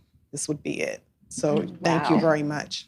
But you shouldn't have to. There you go. This is true. All right. So turning it over for an online question. All right, all right. This is from our friends who are joining us virtually. It's from Ken Porter Hutton. What else can we do to support programs that support parents? Many programs seem to be struggling. Well, to that point, the reason why they're struggling is because a lot of people stand on the sideline. You can't stand on the sideline. You have got to be present. And a lot of times, some people who are doing this work, as we already know, they're not in it. They're not stakeholders. And so, to the point that you guys are on the panel that you are on, I tell people all the time, you can't do this work and you don't have somebody who's in a struggle. And because you miss it. It's not that you want to miss it, but you do. You have got to live the life that that person is living. And if you're not living that life, then you got to get somebody who is. So that's what you can do is, whatever your thing is, whatever your is, find it and be that person at the table on both sides. Thank you. We want to ask a question from the audience. Hi, first of all, thank you so much for your voice. I'm away from my two babies for the first time, and this makes it feel really worth it. So thank you for being here. Also, I really wanted an excuse to hold the mic to say thank you. So I don't know if this is a great question, but could you share a little bit about what your advisory meetings are like? Like, what are you giving feedback on? In what ways do you see things change because of your voice? If you could just speak to that. So our monthly meetings, they're separated in different topics each month, but one of them is like what is actually helping you realistically. And I mean, the main topics are always health insurance, food benefits, childcare. It's always that. And I feel there's been one prior event from this one that I've been involved in. And I feel like what has been more, s- not a change, but like taking a look at more is like housing realistically for a young parent, like trying to get a home with how, like credit is everything right now. And if you don't have good credit or 30,000, 40,000 saved up, you're not going to get a house. So I feel like what's been more touched on is that housing for young parents, because it's kind of hard to look for the information. Like, I mean, I know the internet's so big, but like, where can you actually see that help? Like, do I just housing for a young parent? Like, how am I gonna find that? And I just feel like with these events, there's been a lot of policymakers, of a lot of big important people here that I hope have heard us and can actually like dive in and see what they can change. So no changes as of yet, but I hope that there is. Thank you. We are in need of wrapping up, but I want to make sure that Christian and Kimberly, if you have 30 seconds of anything that you want to say to the audience, that you get to do so. Ways, and I'm not sure where you guys are going to find it, but there's a lot of young parents And a lot of that is mentally and emotionally, aside from financially. There's a lot of people, young folks, coping.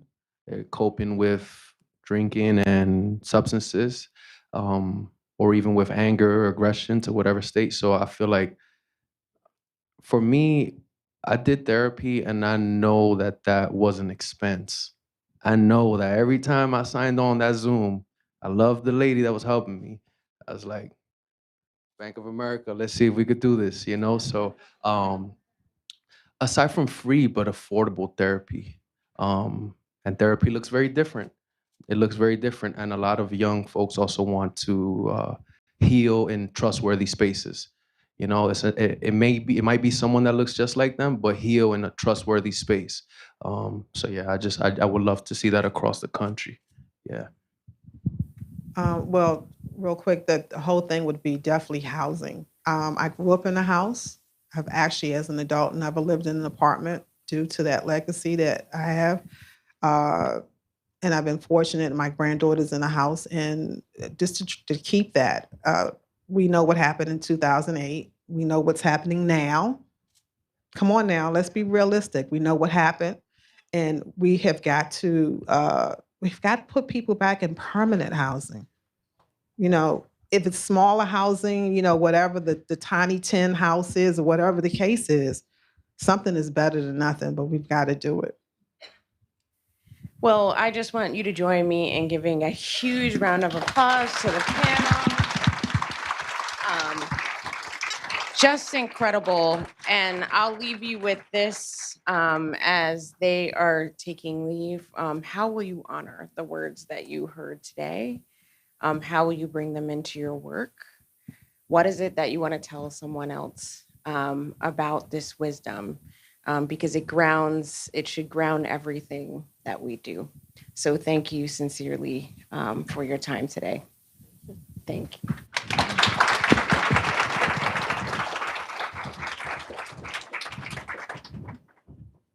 And now we are in transition.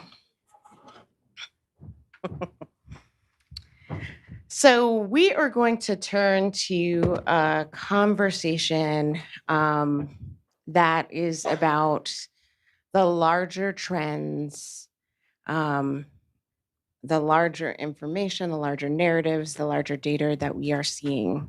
And I'm just so grateful to be joined by some fairly amazing individuals and leaders in the field who are thinking a lot about how we tackle the mental models, the narratives, and use research and data to really shift perspectives on what we do for children and families in this country.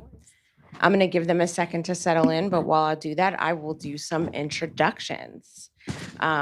So immediately to my right is Diana Randhim, who is a senior research scientist at Child Trends and in a 2022 Ascend Fellow.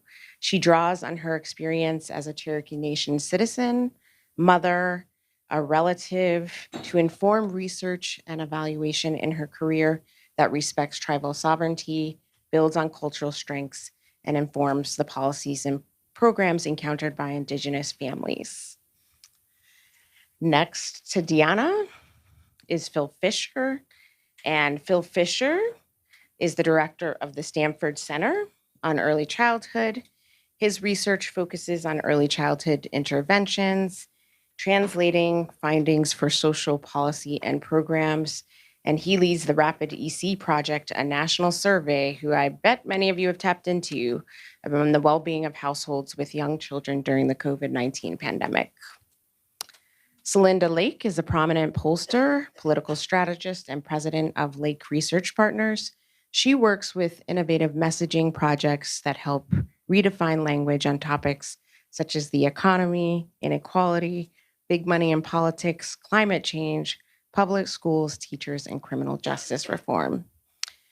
And last but not least is Rinku Sen, and she is in 2021 Ascend Fellow and the executive director of the Narrative Initiative, where she helps social justice movements develop the power to move ideas. So a wonderful and powerful panel to follow our parents and actually think about how we sort of advance those dreams. I'd like to start by asking each of the panelists, and we'll just go ahead down the line in order, to describe some of the learnings that are coming from the work that you're doing today. And you have about 4 minutes to do that. Okay, thank you, Jennifer. Thank you, Anne Mosley, and the Ascend team for the opportunity to speak with you. What I want to talk about is the rapid survey. So 3 years ago, actually last week, as the pandemic was spreading around the world, we launched the first in a series of surveys that has been ongoing since then. The reason that we did this was that we felt in the context of our work, working closely with families with young children, that there was a really strong need to bear witness to what people would be going through as the pandemic gradually impacted the well-being of children and adults in their lives.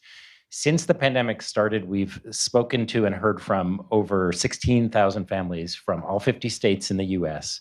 A year after we started, we actually launched a second survey of the early childhood workforce. And since we started that, we've heard from over 3,000 providers, including family, friend, and neighbor providers, as well as home and center-based providers.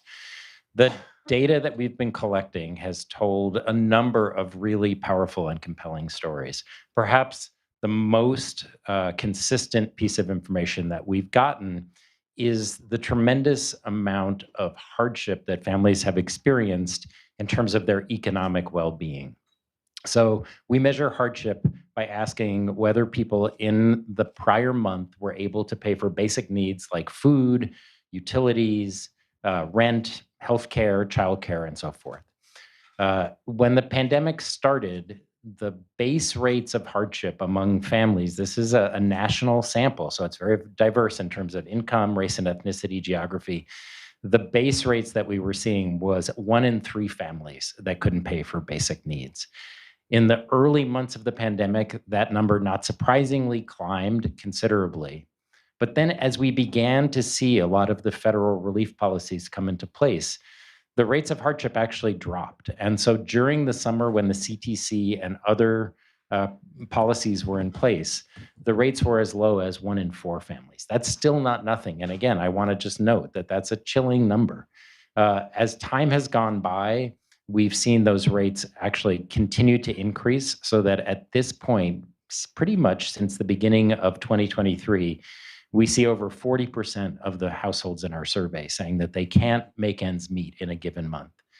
So it's pretty dramatic. One of the reasons that this is so important, and this fits extremely well into the 2-gen model that Ascend focuses on, is that when we look at the impacts of those experiences, what we see when we follow families over time is that in a given week, if a parent says they can't pay for basic needs, when we follow those families up subsequently, we see that distress rates among those families, their own emotional distress among parents, is increasing as a result. And then when we follow families further out in time, we see that then parents are reporting that their own children are becoming more distressed. So basic message is, if you want to know how kids are doing, look to parents. If you want to know how parents are doing, look at the amount of stress that they're facing in terms of economic circumstances. In addition to that, we've seen that the conditions of unpredictability, uncertainty facing many families, not just how much do they have in the way of income, but whether they know how much they're going to have on a month-to-month basis, adds additional stress and additional distress to families.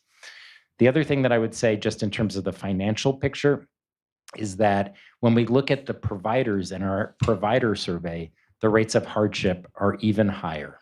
So the people that we're asking to care for our young children, in many cases, Black and brown women, are experiencing rates of difficulty paying for basic needs that are far in excess of what families are experiencing. These are issues that I think we really need to attend to from a policy perspective.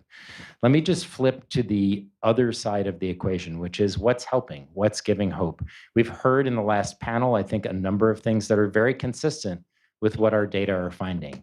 So first and foremost, when we ask parents what kinds of things are making the biggest difference, one of the big factors of the top three is the financial supports that they receive from policy. Another is support from friends and family. So the extent to which people in their lives have connections that are able to help out.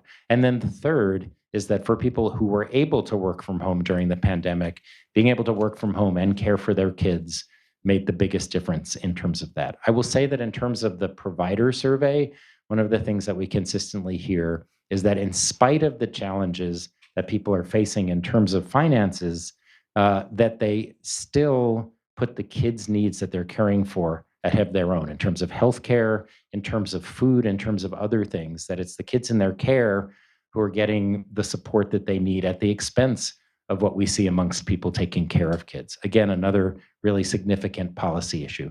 And the last piece that I'll share, and then I'm happy to provide more information about our data, is that we see that when we ask parents what kinds of supports are making the biggest difference, one of the things that's consistently come out is the young children in their lives are actually a support and a source of emotional support. So it's not just parents that help to support children, it's also young children that bring parents joy and comfort.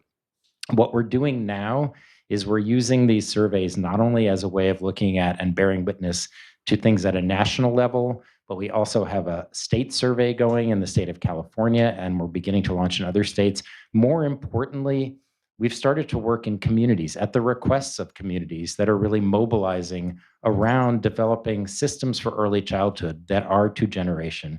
And we're using the data and surveys of how systems are operating to really help inform efforts to provide more comprehensive systems around the whole child. So that's sort of the work that's forthcoming from our team. Thank you. Wonderful. Thank you. Deanna, I'll turn it over to you. CEO Dina Aroundhim Dawa Dawa Ale Galiheliga. My name is Dina Aroundhim. I'm a citizen of Cherokee Nation, and I'm really grateful to be here with you all today. So the things that were mentioned in my bio, that I'm a Native mother, a citizen of Cherokee Nation, and a Native relative, those are critical to who I am and the work that I do.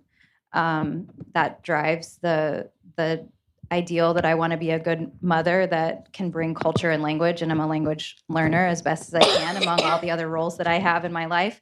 But those things are important and essential to who I am, and they're important and essential to many of the communities that I work with.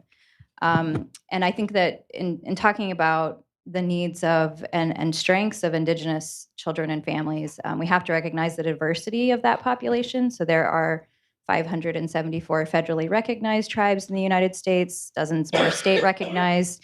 We also have Indigenous populations that don't have the same government-to-government relationships like Native Hawaiians. So recognizing that diversity has to drive how we approach engaging in data collection and research that can help us understand what we need to lift up and the areas of challenge that our communities are facing. So we have to have data collection and research that looks at both local contexts for Indigenous populations as well as national level indicators and measures of what's happening with Indigenous communities. So I think that really underscores, looking at that local, regional, and state and national data, and there has to be approaches that focus on strengths-based and reflect those diverse contexts and experiences. The indicators that we do see for Native populations are pretty stark and challenging. We know that many of our Native families experience high rates of poverty, but that's not the experience of all Native families. We do have populations where upwards of 80% of families live in poverty. And resources are really challenging. They're isolated areas where access to care, access to services is really difficult. But we also have people and tribes with over 400,000 citizens who live in rural, reservation, and urban contexts. So they're accessing services in the places where many of us live. So what does that look like? Where does that data live? And how can we better leverage that information to understand how to deliver care to Native families? And these things are the outcomes that we see, the experiences of poverty, the experiences of disproportionate involvement in the child welfare system. They are by design, and we heard that earlier today. We are seeing the impacts of centuries of policy that were designed to dismantle the cultural protective factors, the things that made families well and helped them feel connected to their relatives, to their communities. They're by design. So what we've also heard today is we have to change the design, right? We have to think about ways that we can uplift the things that matter. So measuring what we value and making sure that others have value and see that value as well. Language and culture are really important and thriving in some of our communities. But we also have families who live in those communities with rich cultural experiences who still don't have access to those things, right? Because of financial issues, not having access to a car, to transportation where you can meet up with your community members and learn the language or participate in those cultural ceremonies that fulfill you and make you whole. So we have to have the data that can help us bring the resources to the families that need them, regardless of where they live. And we're doing that. We see that happening with community-based and engaged research approaches with Indigenous communities. We need to expand those efforts so that we're doing that at a larger scale and a national level. We have wonderful evidence that programs like home visiting work for Native communities, but it's still a competitive process. So only those communities that have resources to apply for that funding are able to get that and deliver those services to their communities. So we need to change that conversation and really look at ways that we can design research and evaluation to extend the benefits that we know can happen for Native communities and Native people. Thank you. Thank you very much. And I'll turn it over to Celinda, and I believe she's also going to have some visuals on the screen. So I do. And thank you so much. And I apologize for really bad allergies right now. Thank you for the tremendous presentation before. First of all, I want to just acknowledge the two-generation approach. I have been part of that effort from its inception when there were 5 of us in the room, and it's really pretty exciting to see everyone and to hear the contributions. But it's also frustrating because as much progress as we're making in your all's leadership, we're not making the same progress in our elected leadership. And the voters are ready for that change. Now, as we've seen in Nashville and other places, the voters are ready for lots of changes that the elected officials are missing. But I'm going to bring to the table here, and I think you all are going to put up the slides, that shows this is a 1,200 sample, so a very robust sample of voters in the 2022 elections, and show you their views really quickly. This is like a tapas of polling, and you can get all of these slides. So while they're getting the slides up, I think there's some technological difficulty, but first of all, let me make 3 points. If you want a bipartisan issue in America today, now, first of all, can I say this? Any 5 people in America can agree on more than Congress does. But if you want a bipartisan issue, Democrats, independents, and Republican voters strongly support and always have supported the two-generation approach to helping children and families get out of poverty. Mental health, as many people have mentioned, and the father on the last panel, wow, that was a powerful and courageous sharing. Mental health has emerged as a strong two-gen issue. In 2022, there is intense agreement toward a two-gen approach to mental health, and that is on the rise. And if you talk to anybody under 40, they would attach mental health to any problem, whether it's homelessness, transportation, food, any problem, they would attach mental health to it. And then when it comes to addressing their concerns, voters trust local leaders substantially more than national leaders, which just proves you can't fool the voters every time. So those are the findings that you heard. Let's look at a couple of pieces of data. 3/4 of voters favor a two-gen approach to helping children and families get out of poverty, and a solid majority of those dark blue numbers support it strongly. Only 17% oppose it. The intensity has receded a little bit. People perceive this to be talked about less, even though this conversation is much bolder and broader than the conversations we had in past years.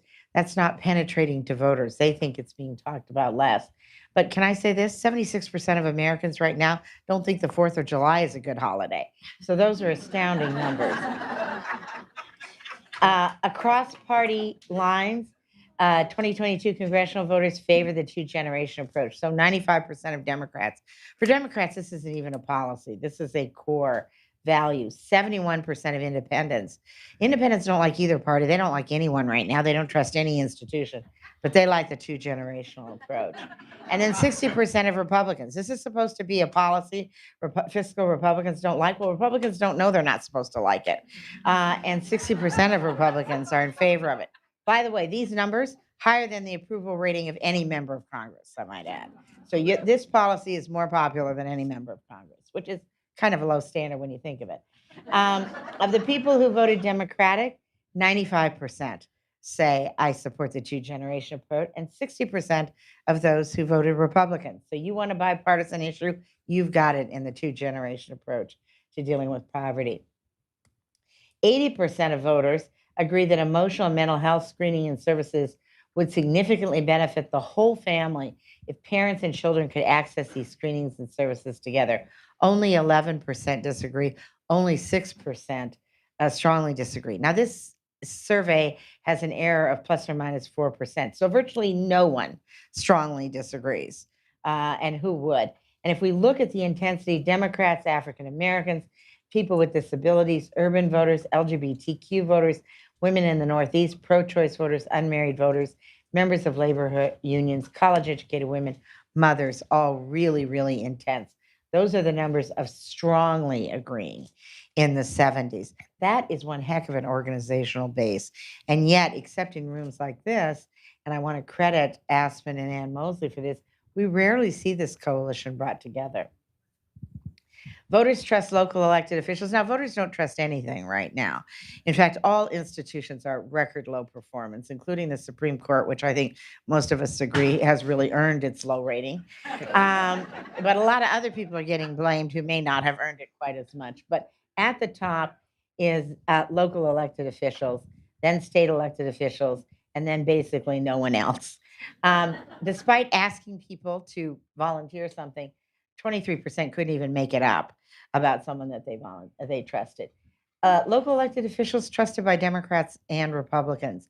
And one of the things that interests me in what I've been listening to here is the local models which tap into this sentiment. And there's a survey methodology, which we discussed already. So the short answer is, in a very polarized America, these policies are extraordinarily popular. And voters have noticed the lack of elected officials picking this agenda up. So next, I'll turn it to Rink. Thank you. That was awesome, Celinda. And Philip and Dina.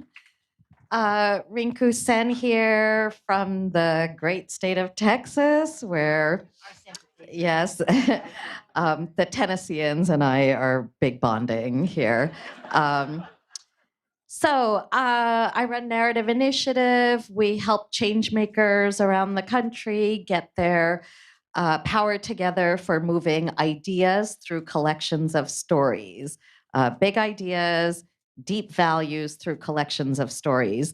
So I'm going to try to focus on which ideas and what kinds of stories on this panel. So it would be arrogant and ridiculous of me to say something like, here is the big idea, in addition to two-generation approaches that can unify all of us who work on family and child welfare issues, health and welfare issues. I don't have that for you. I don't have here's the big idea. We're all going to speak to it, because we need to land on that big idea together by going through a process that lets us examine our experiences of what works in communities, in the halls of power, in policymaking rooms, et cetera, and then making decisions.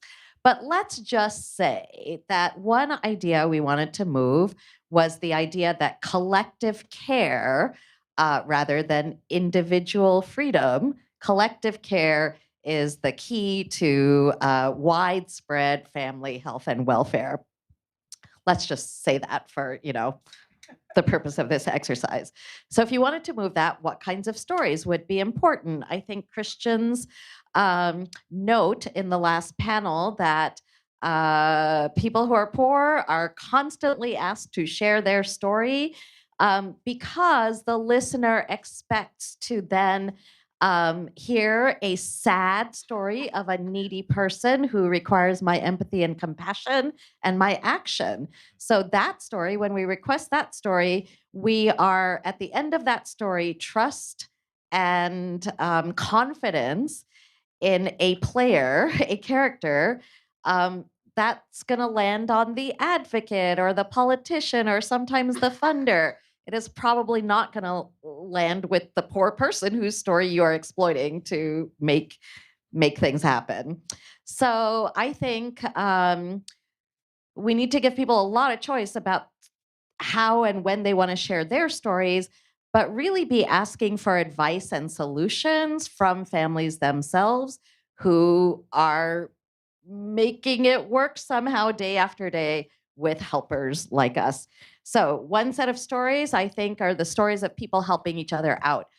There's a book out now called The Great Escape, which is about a group of Indian H-2B visa workers who essentially found themselves in kind of a forced work situation in here in the States.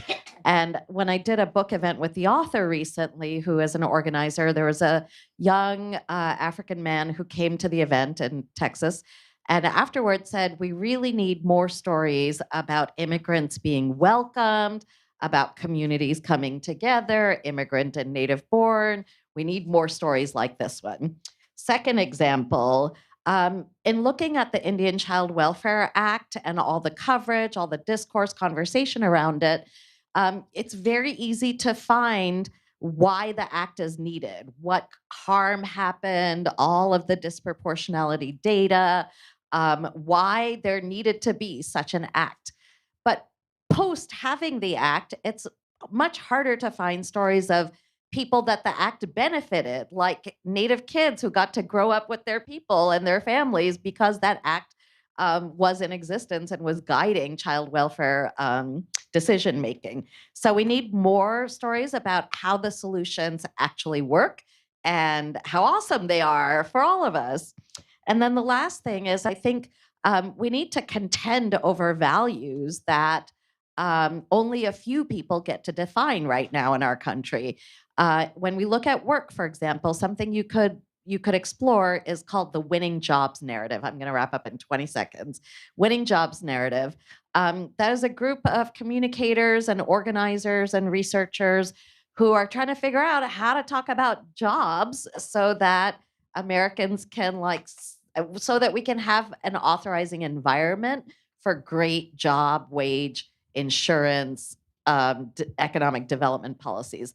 And one of the things they observed is Americans value four things when it comes to jobs: hard work, absolutely nation of strivers; family, work lets you take care of them; freedom, work lets you make decisions about your life; and finally, fairness.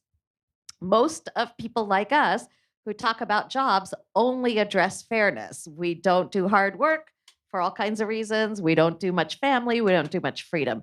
So the Winning Jobs Network has taken hard work and done research to see, could the definition of it be broadened out from, spending all your time working for minimum wage at McDonald's, for example, or working 3 of those kind of jobs to make ends meet.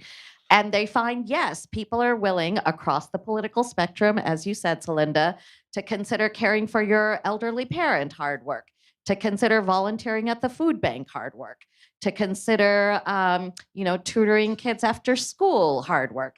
So Americans recognize that there are a lot of different kinds of work that make things run, and that some of those kinds of work are currently unpaid and under-recognized.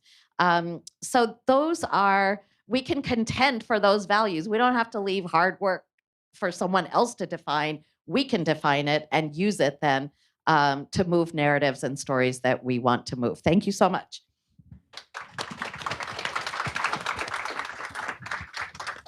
So, so much in just a short amount of time. And so start putting your thinking caps on, because I want to turn to your questions as soon as possible. I do have a few of my own. I will preface those with the moderator's privilege and say two things, provoke two things. One is perhaps it's not even just that we want to meet parents where they dream. It's that anchoring in their dreams is actually going to help us with the pathway forward, because that's what I just heard in this conversation here. And secondly, if we think about what trust in institutions looks like today, really actually understanding that we're ahead of the game and we have the ability to lead the future. So we may be the ones that we have been waiting for. And so I bring that to this panel, and I'll ask you each to answer this question, which is, what is your challenge to us, the call to action that you think needs to be carried out to get us closer to sort of realizing what we need to do for children and families in this country and in this context of where families are at now? And I'll let anyone jump in with thoughts. Well, I think that we need to tie it to right now the dialogue is often too transactional. And I think we have to tie it, and Rinku, you are the expert in this, but I think we have to tie it to bigger values. So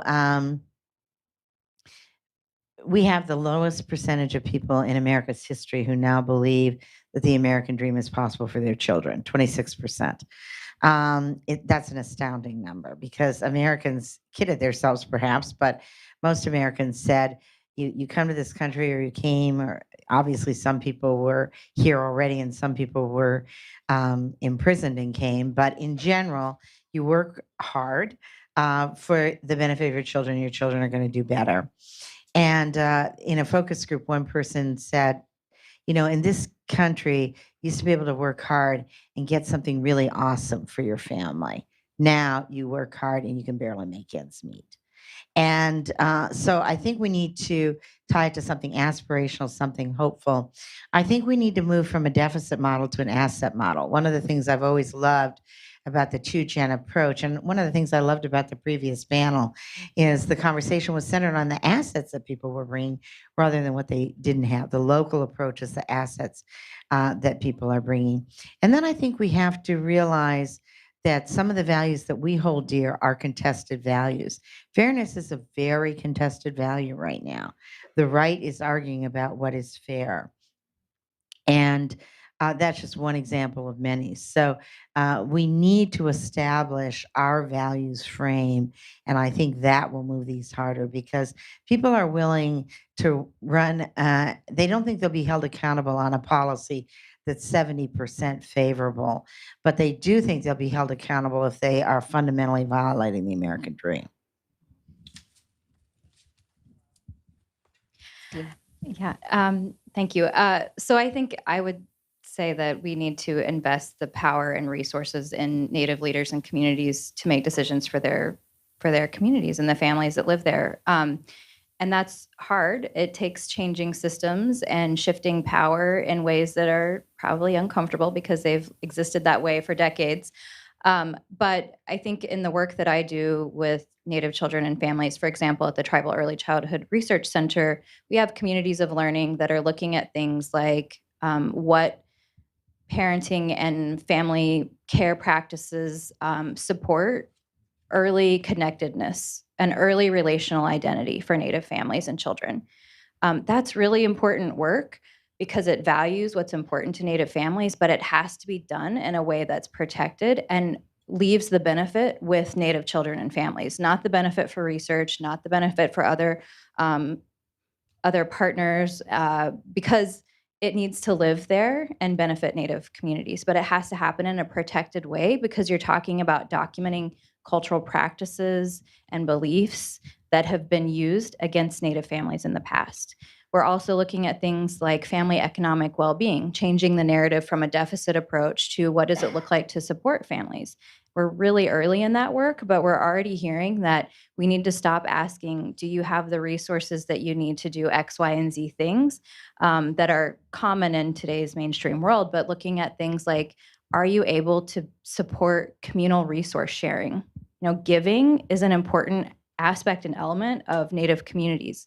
And if you don't have resources to give and help support that communal well-being, then maybe you don't feel fulfilled. So how can we shift that narrative and start talking about what's valuable to Native communities? And I think asking those questions means funders and others that we work with have to shift that power to Native communities and Native leaders. I'd love to pick up on what you were just saying, Deanna, because in tribes, self-determination is legally mandated by the federal government. I think the challenge that we're facing nationally is one of community self-determination. I think it's true in tribes for sure, given the historical experiences. It's true in general that I think we're still very far away from designing around what communities and those living in communities say is necessary and is helping. And just to give an illustration of kind of what happens when you ask, the survey that we've been conducting not only has questions, but we also ask open-ended questions. In the past 3 years, we've gotten over 300,000 responses from the parents that have taken our survey in response to questions like, what are the biggest challenges and what's helping the most? And for Celinda, what would you like your policymakers and elected officials to know? People give us an earful. If you ask people respectfully and you're not extracting information, you're not just taking information away, but you're really bearing witness and reflecting that information back, it can make all the difference in terms of the way that we design and create programs to support families. Just to give you a concrete example of something that we're working on right now, parents of young children interface a great deal with the healthcare system. But as kids begin to enter preschool, they also begin to connect with the early education system. Those two systems are completely unlinked. So what happens? Well, pediatricians do vision and hearing screenings, and guess what happens when kids go to school? Those are duplicated. They're redundant services, and we're wasting resources on them. But who has the right to share that data? We've made a bunch of federal laws that protect that data so that it can't be shared across systems. If parents controlled that data, just like if communities and tribes can control and own their own data, then the legal challenges are diminished tremendously. And when we ask parents about these issues, that is what their desire is. So I think the idea of designing around what people are telling us, what parents are telling us, what providers are telling us, if we ask, people will tell us, and then we can begin the design process rather than designing things and wondering why people aren't engaging or why they're not working. Rinku, do you want to weigh in Oh, on that yeah, question? sure. Sorry. The one thing I'm going to say is I'd love for us as a call to action to embrace proactive narrative strategy. And for the energy to do that, I would like for us to do less reactive and technocratic argumentation as our communications core. Like the opposition says X, we're going to argue back with fact 1, fact 2, fact 3. We might want to do some of that, but I want it to happen in the context of a proactive, in the context of offense, not defense. So that's what I'll contribute here. I want to actually jump immediately into questions and see if there are questions. I see hands up. So we're going to go with questions now. All right, we'll ask one from the audience. Go ahead.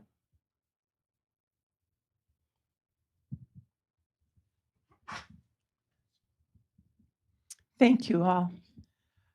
I guess this question is for Deanna, and my question has to do with the data we get with tribal communities or from tribal communities, given the respect that we need to have for data sovereignty.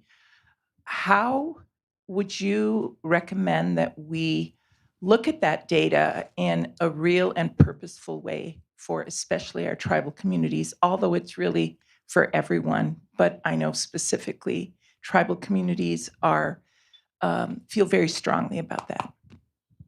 Thank you for that question. I would say that looking at that data in consultation with tribes, there are many models for setting up advisory boards, or in the work that I've done in the past with tribal IRBs, really understanding what the needs are around the data and making sure that it can be done in a protected way, and ultimately realizing that the researcher does not own the data, the community owns the data. That's information that people contributed under a certain set of parameters, and it should be used for that purpose. If there's a new question to be asked of it, it has to be revisited, and you have to think about, does that meet the needs of the community? Is it a question that they want answered? And really keeping that ownership control. That we have our neighbors to the north, First Nations communities, who use the OCAP model and principles: ownership, control, access, and possession.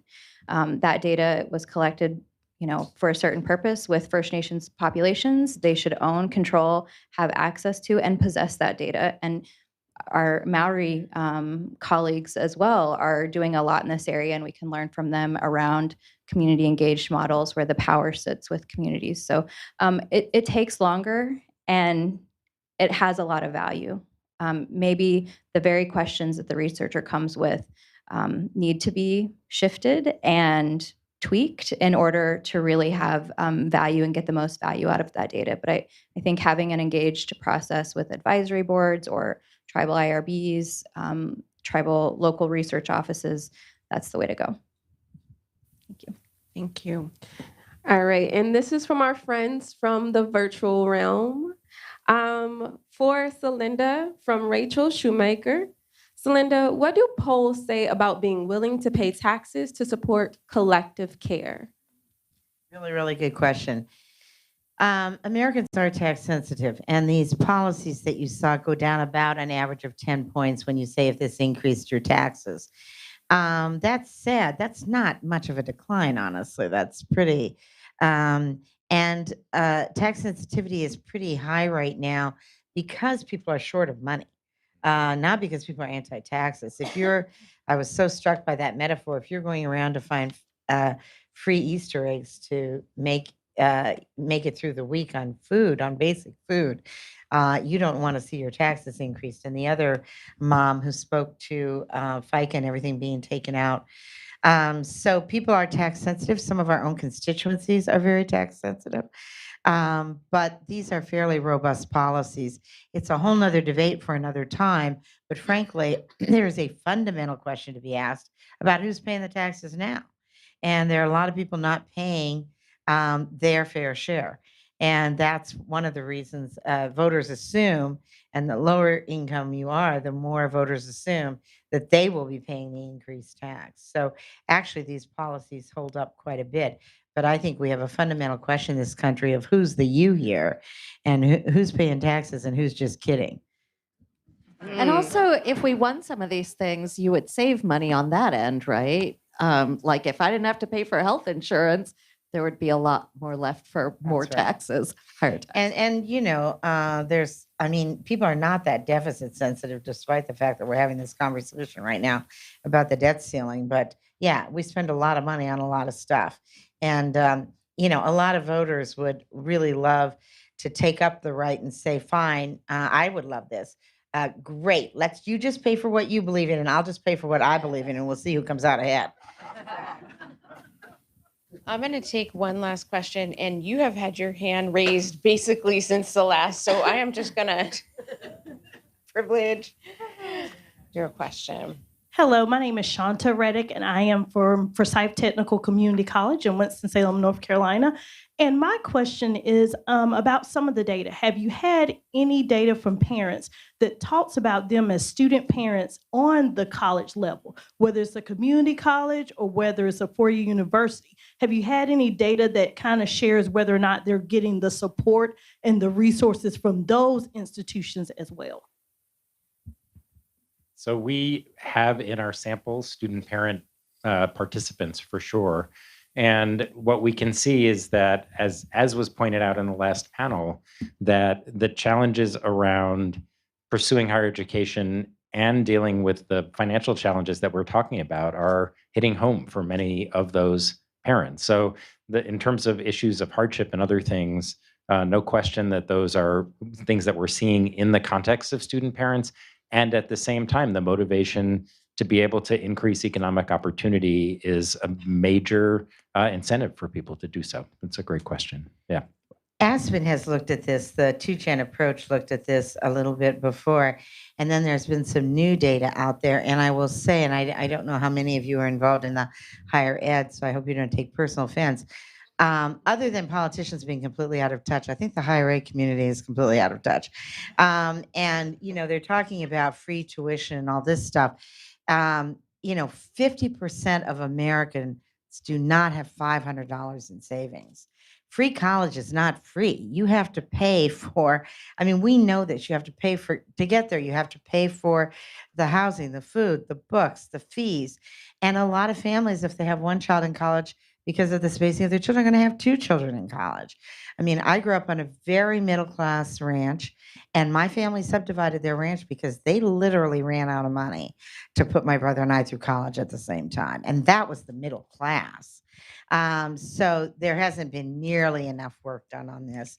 And the 360-degree view that needs to be taken is very, very important. And then everywhere we have an opening. Now, right now, because of the infrastructure bill, we have tremendous openings in terms of apprenticeship training.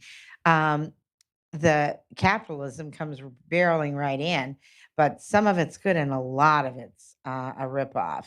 And so we have fly-by-night organizations taking advantage of these new opportunities faster than government and universities are taking advantage of these opportunities. Oh man. So Rinku, Celinda, Phil, and Dina, so much wisdom. I unfortunately have to wrap up, but I'm gonna give y'all like 30 seconds to say like the thing, like what do you want folks to walk away with and do, and then we will unfortunately have to close the panel. So I can go first. yeah. It's not just about the quality of the storytelling. We can tell beautiful stories about wrong ideas. That happens a lot. So really, it's about the quality of the values and the ideas and our strategy for inserting them into all of the spaces where we can. Thank you. I would say start with shared values that I learned from Renko. And then I would also say, I would guarantee you that 75% of our elected officials do not have the two-generation approach in their head. And it would make sense to at least half of them, which is a high ratio. So I think we need to get the word out about so that everyone brings that lens to their analysis of policies in the future. I will pick up on Celinda's comment about higher ed. As somebody in higher ed, I would say that we are in the process of really trying to reconfigure and redefine the role that research plays in communities. And rather than being top down and extractive, that we see that we have a role to play, but the role is to be humble and to provide the resources that we have and make them accessible, and that communities and citizen science are really the wave of the future in terms of how all of this is happening. And so we're working to transform that, and we remain really committed to that as part of what we can do to make a difference. I'll just add that with an increasing amount of attention around equity, the calls and the requests and the asks of Indigenous people right now is very high. That is both welcome and daunting. So I will say that while I've talked about the need for local and contextual information that respects tribal communities, each of you has a role to play in advocating for Indigenous peoples as well by getting to know the Native people in your surrounding area, the needs that they have, and then approaching them in a thoughtful and respectful way that will give them the space to jump into the conversations when they have the time and energy to do so. And then also uplifting those needs in the work that you do so that we can have oversampling of Native people in large-scale data collection efforts to build that database, and we can have that done in a respectful way. So thank you very much. Thank you. I will leave you. We are about to hit your network and bio break, and I know y'all need it. Thanks for being so attentive, but I will leave you with this word, which is, what would the world like if we treated each and every child as we treat our own? How would we think about collective care and collective accountability differently? I leave you with that for this afternoon and turn it over to Sarah. Thank you so much, Jennifer, for guiding us through that conversation with so many amazing speakers. So thank you, Jennifer. We are going to have a 15-minute break, so you can grab coffee, drinks. There's bathrooms around this corner and on 7, and we will see you back here in 15 minutes for Is Culture Changing?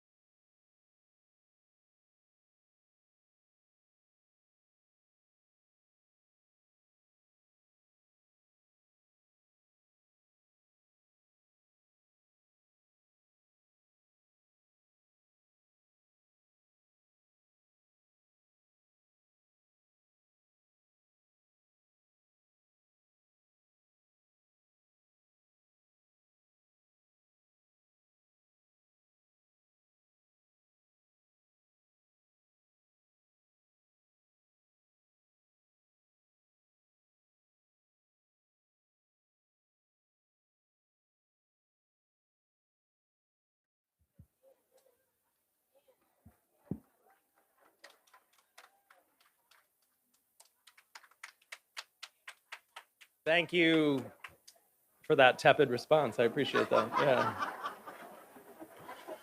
I'm going to start and just say hello to everybody who's sitting, who's standing. It's really great to be here. Thank you very much. Well, that wasn't an invitation for more, just a subtle invitation to come to your seats. So I'm really excited for the next half an hour, not actually half an hour, 28 minutes, to take a step back and to look at the culture that we are all swimming in as we do this work, the way that cultural mindsets undergird, inform, frequently challenge the work that everyone in this room is doing. And for the next 28 minutes that we have together, I really have two fairly simple and straightforward goals. The first of which is to be helpful. That's always a great goal to have. I hope that I can take the work that I do and my colleagues do at the Frameworks Institute, bring it into this room in a way that is helpful and adds some value and maybe a slightly different perspective to the work that you all do. The second goal, equally important, is to do that in a way that is humble. I do not do the work that you all do in this room. I don't have the expertise that you all have. I don't work on the issues that you all work on. I have like a very specific type of expertise that I'm going to try to bring in and do so in a way that's respectful to the work that you all do. So in a spirit of humble, I'm going to tell you a little bit more about myself. That's, you guys got it. The joke cue must be working here. So I am by training what's called a psychological anthropologist, or what my mother-in-law calls a psychoanthropologist. And I'm not sure she understands how funny that is, but I love it and the pride with which she says it every time that I hear it. So that means that I'm interested in and study culture and the way that it influences how we understand issues, how we make sense of messages, how we formulate and reach decisions. And I get to do that work with about 30 other folks at the Frameworks Institute, where we study the deep underlying cultural mindsets that people use to make sense of issues like climate change, criminal legal reform, immigration, structural racism, early childhood development. And we're also interested in the science of framing, so how the choices that we make and how we communicate information have the power, have the ability to shift those mindsets, to open new perspectives, to provide new space and invite people into conversations in which they can think about solutions in new ways. So I'm going to start today with the problem, the situation that I have spent the last 20 years of my life studying, trying to understand, and importantly for us today, trying to help people who are stuck in this conundrum find their way out.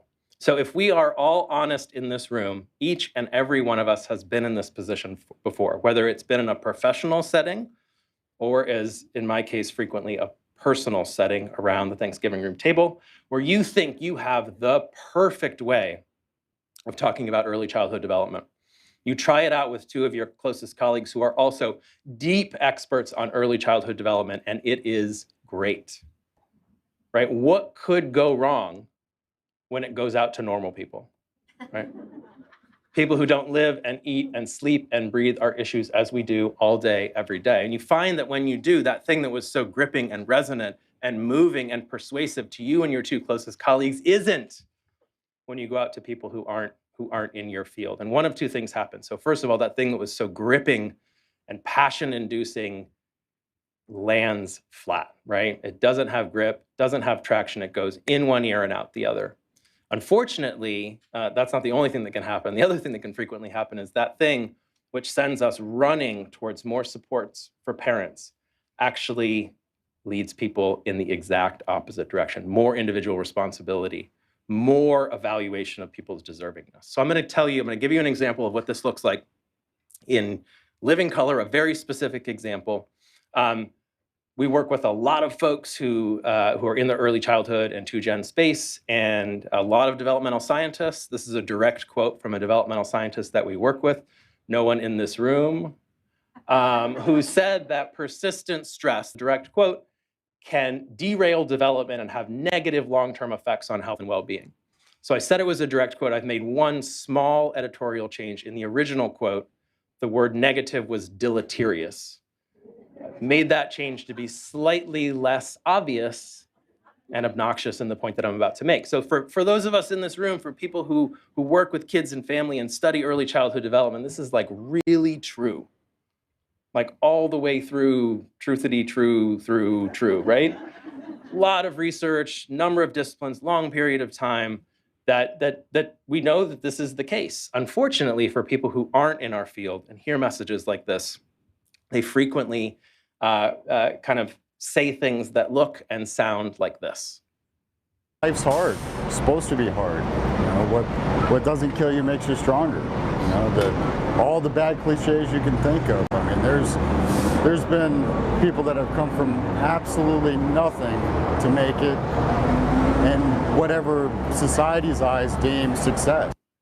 So I don't hear very well. I don't know if anybody had a problem hearing that on the kind of side of the street in Tucson, Arizona. So I'll just make it crystal clear. That which we just heard, what doesn't kill us makes us stronger, was not the intended message when this expert opened his or her mouth to deliver this message. So something is going on between the intent, the delivery of the message, and how it's received, the effect that it has. And I won't leave you on the very edge of your seats for a second longer. That thing is culture, right? Culture, not in the Indiana Jones external artifact archaeology kind of culture, which is still what my parents think I do, but rather culture in terms of a set of shared understandings, of assumptions, of mental models, in this case, for the rest of the day, what we will call cultural mindsets. So understandings that we have with us that become active when we're presented with information, which shape, which filter the opinions, the attitudes, the things we say as a result. And so when we talk about these cultural mindsets for the rest of our time today, there are three features that are really important for us to have a shared understanding of. So first of all, these things are implicit, right? They work below the level of conscious consideration. We make assumptions about issues, we make assumptions about groups of people, we make assumptions about parents, about kids, about government, without knowing that we are making those assumptions. Second, these things matter greatly because they determine, they shape how we see the world and the decisions that we make in it. And last, but certainly not least, these mindsets have a powerful function in either legitimizing our current social structures, the way that we've set up our society, or problematizing those decisions that we've made and the way that we've set up our society. So I'm going to pivot now, and for the rest of the time, I'm going to talk about this project that we've been running at Framework since May 2020 called the Culture Change Project.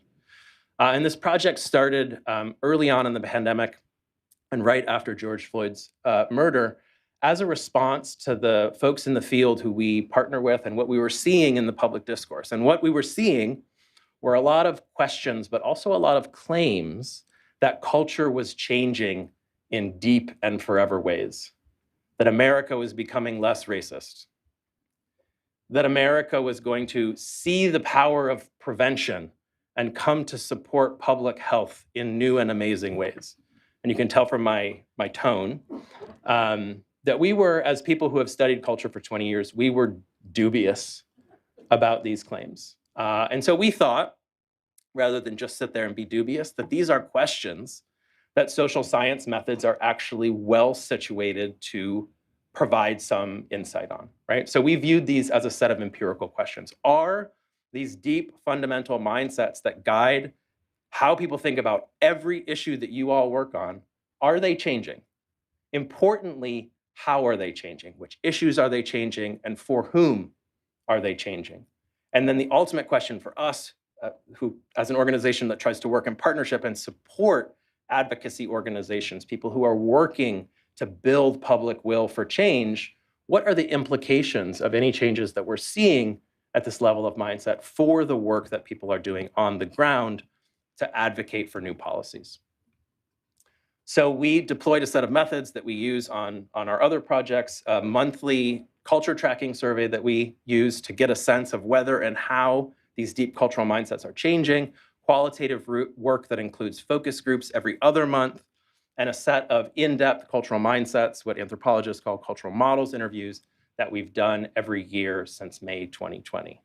And what I'm going to do today is tell you about three of the mindsets that we've had a very close eye on over the last 3 years. None of these will be groundbreaking or surprising to you. That my intent is not to advance these in a way that suggests that these are new things that we've come up with. These should all strike you in a depressing way as familiar. And so the first one is the cultural mindset of individualism. The idea that the world is the way that it is, that outcomes are the way that they are, as an exclusive result of how hard people try, the decisions they make, their internal character, fortitude, will, grit, gumption, drive, all those things. Kind of classic John Wayne, Jay-Z bootstraps thinking, right? Now, the problem with this is not that it's categorically untrue, right? Individual willpower choices do have an effect on the world. But the problem is that if we think myopically, if we think exclusively in this perspective, there's a whole bunch of things that drop out of focus. Systems, resources, policies, neighborhoods, contexts, relationships, all the things that we also know matter in terms of kids and parents. Second, the cultural mindset of fatalism, the idea that the world is too messed up, that problems are too numerous, too dark, dire, and on fire for us to do anything about, and therefore people's inclination is to peace out and exit when they hear about yet another dire social problem that you are stacking on the pile of those that they know that exist, but that they don't know anything we can do about. And last, but certainly not least, most pernicious, most dangerous of all, the cultural mindset of otherism, the idea that the world consists of a series of us and them groups, the way in which we so easily enter into zero-sum thinking, where, and I'm using these pronouns very intentionally, any more for they and them, those people over there, by definition means less for me and my people over here. So we're going to talk about these three cultural mindsets for the rest of our time. It's important to say that we're not only tracking them at kind of like an abstract level, we're really interested in the way that they manifest, the way that people use them in thinking about a set of slightly more specific policy issues. So we're interested in how they intersect, how they shape thinking about racism, health, particularly health equity, the economy, economic justice, government, and democracy. So it's really important. I would be doing my field of anthropology a massive disservice if today all I presented was a gloomy picture of culture. It's really important to say that each of these mindsets has a counterbalancing mindset that exists in American culture. So just like there's individualism, that bootstraps thinking, there is a strain of American culture that we all have in us that we can kind of activate and think, which is the kind of what surrounds us, shapes us view of contextualism. There is an opposing mindset to fatalism, which is the sense of pragmatism, the possibility ahead of us, and progress. We know that this is a rich set of ideas and understandings that we have access to. And thank goodness, there is the countervailing mindset of collectivism, which is there to offset and counterbalance this really dominant sense of otherism that exists. So I'm going to tell you about one big trend that is coming out of the last 3 years of this project. I should say that there are also 15 other big trends, but 15 other big trends are not going to fit in the 14 minutes and 51 seconds that I have. So we're going to do one. And I actually think this is really important in the work that you all do. And I'm going to end with a set of connections kind of between this big trend and what I think this means for the work that all of you in this room and online are doing. So the big trend is that we are seeing in a way that we have not seen in the 20 years that we've been monitoring those mindsets, that we are seeing a shift in the balance between systems thinking, that kind of contextualism, what surrounds us shapes us, and individualism. I'm going to tell you 3 quick specific findings that support this general trend. So first of all, we see a rise, an increase in systems thinking. Importantly, it is uneven. It is uneven across issues, and it is uneven across demographic groups. So when we look at issues, we see a really interesting way that this trend differs. So when we look at racism, so here are 3 of the 5 issues that we're working on where these differences are really pronounced. So when you look at racism, on one side of this continuum, on the individualistic side, is what has been a dominant American way of thinking about racism, which is racism is interpersonal, this kind of individual animus, that racism exists in the hearts and minds of a few wicked individuals. Then there is the more structural side of this continuum, which is racism is built fundamentally into the structures, the policies, the laws, the institutions that shape and govern how society works. So when we started this work, we found that the position of the whole sample was heavily skewed towards this interpersonal perspective, right? This individual animus perspective.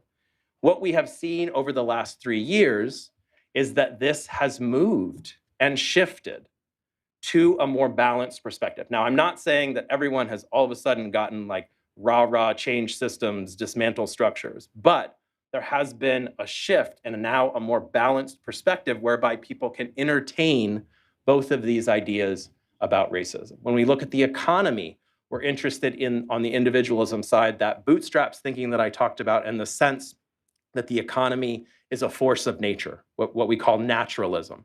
And on the system side, a sense that the economy is designed. Now, when we started this work, the position across the sample was, relatively in the middle. But interestingly, we've seen a pretty dramatic movement towards more of a perspective, an increased reliance, ability to access this idea that the economy is not some force of nature, but rather a design system. Now, this one is particularly interesting because we have seen the most movement on this kind of continuum. I don't know if people saw that. That took me about an hour and a half to make that stupid dot do that thing. So hopefully one person saw it. But really sensitive, and I think particularly sensitive to some of the things that we heard in the last panel about the effect of policy in shaping our lived reality and our kind of economic well-being. Now, if you work on health issues, the news gets decidedly less good at this point. Where we started this work, so on the individual side is health individualism, that health is the product of the choices that you and you alone make. And on the structural perspective, the idea that kind of what surrounds us shapes our health and our well-being. So when we started, this dot was very far over towards that health individualism perspective. We saw about 2 years into the project an ever so slight slide towards this more systemic perspective. And over the last year, we have seen, unfortunately, this slide back to its starting place, right? I think this last one is really interesting, and I'd love, if people have questions or ideas after this, I'd love to talk about that, but we don't have time for that, so we're moving on. The other thing that's really remarkable in this work over the last 3 years is the dominance that we are seeing in terms of people's kind of invoking the system is rigged kind of thinking. So initially it came up at the intersection of politics and the economy, and now in recent conversations that we've had with folks around reproductive justice and the Dobbs decision, we're actually finding system is rigged thinking finding its way into all of those conversations. So here's the kind of core mindset. There are some people in power who are pulling the strings, designing systems, not quite sure about the system or how it works in ways that disadvantage, and the quotes are important here to kind of connote the fact that this is heavily racialized, the way that people talk about regular people. But what we see here is what I would call, this is not a fancy technical word, a Swiss cheese mindset, right? It is full of holes. And what we see is there's a hole in terms of who's kind of doing this manipulation, what system is being rigged, how, and what effect.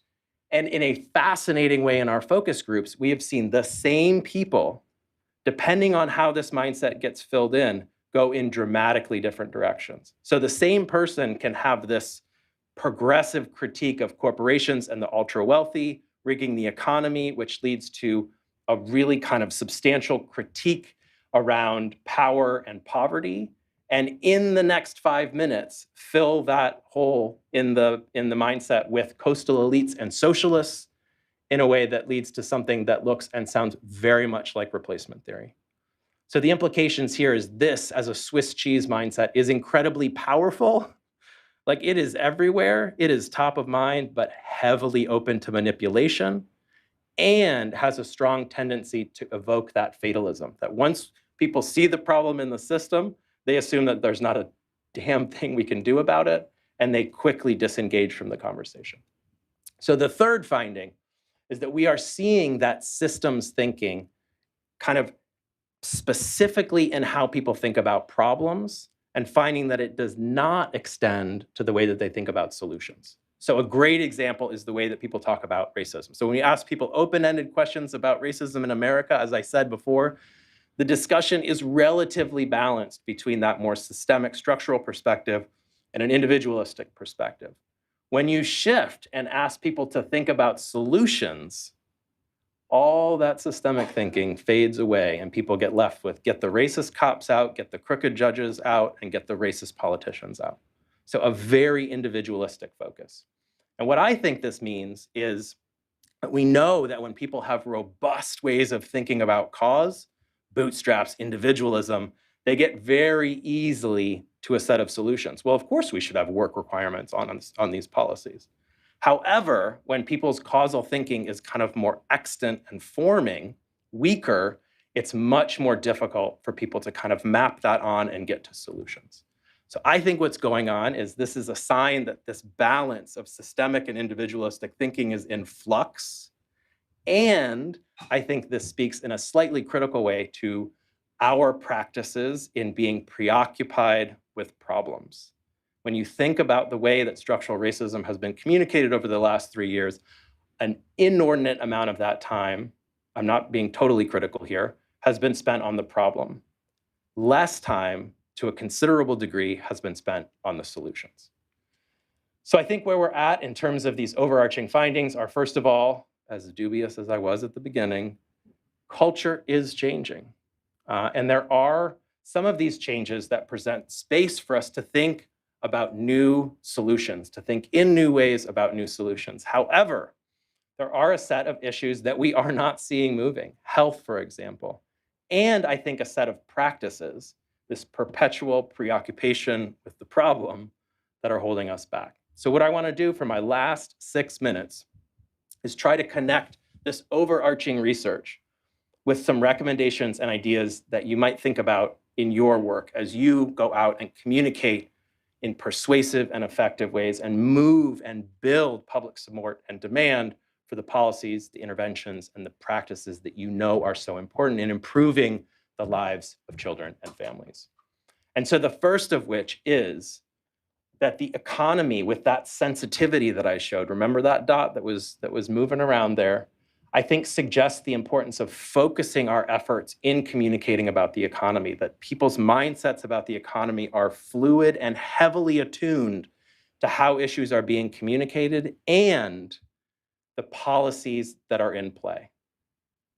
Second, I think there is a major opening to advance systemic messages about racism, and importantly, its effects on kids and families, right? So what this means is making clear the way that structural racism affects the context, the surroundings, the lives of families, and how those effects, as Phil was talking about, kind of cascade into effects on the well-being of parents and kids.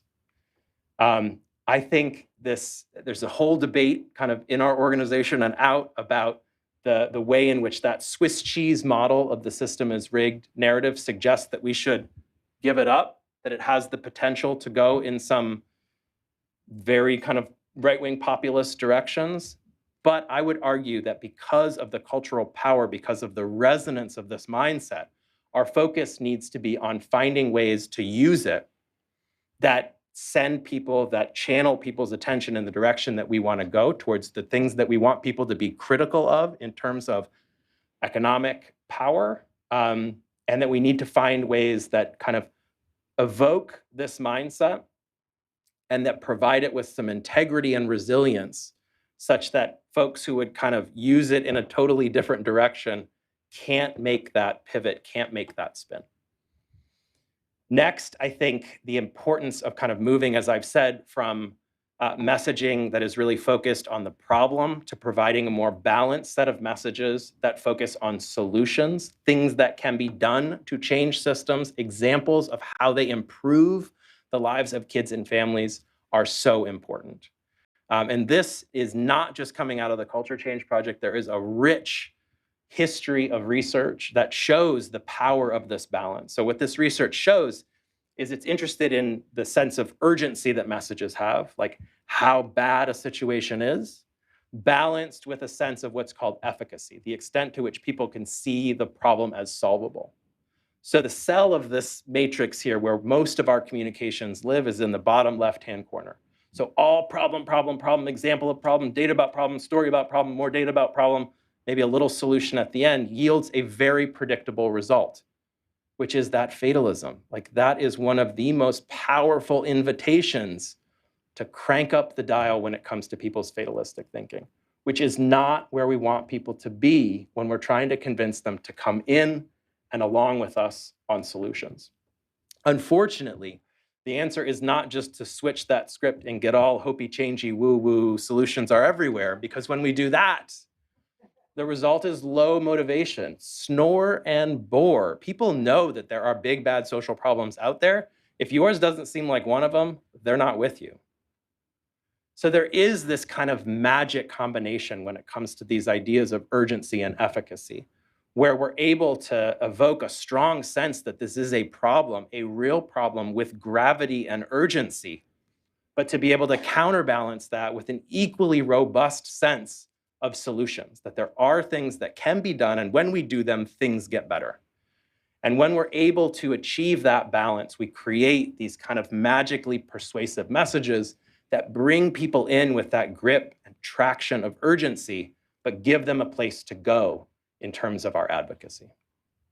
So the final recommendation is really to focus on cueing those collective mindsets and also avoiding falling into the many and numerous traps that are out there when we talk that evoke that otherism. And I'm going to end, I should say, well, I can make these slides available. I love it when people take pictures of my slides, but I can definitely make these available. So this is an experiment that we ran with the Harvard Center on the Developing Child and the National Scientific Council on the Developing Child, which was designed to help people think more productively about child mental health, to get people to see that child mental health is real, like young kids can have mental health, and to be supportive of policies and practices that support that mental health. So the way that this works, this is a 6,000 person experiment selected to be nationally representative of all the demographic categories that you're thinking of.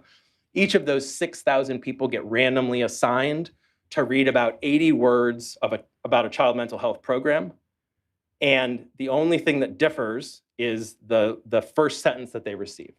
So you log on, you get randomly assigned to the collective progress and social prosperity treatment message. So you read those 80 words, but the top sentence is, we need to do a better job of addressing children's mental health because, we didn't say it in such a cliched way, children are our future, right? Their healthy development, their solid, stable mental health are key to our ability to move forward as a country.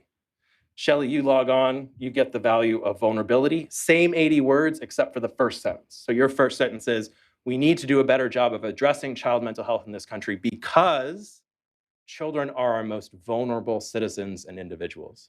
They deserve our empathy, our compassion, and our help. We must do better by them. You log on, I'm sorry, you get nothing. You're the control condition. You are the zero line on my slide, I'm sorry. And then we ask everybody the same set of questions designed to measure how supportive people are of a set of 15 evidence-based policies. So what you're going to see on the next click are what I think are two gorgeous green bars that are going to appear on that screen. Those bars are going to show you is the extent to which hearing just that one sentence affects people's support for the policies. So quick stats lesson, up is good and down is not good. So you see that value of collective progress and social prosperity is boosting people's support. It's making people more willing to demand those policies.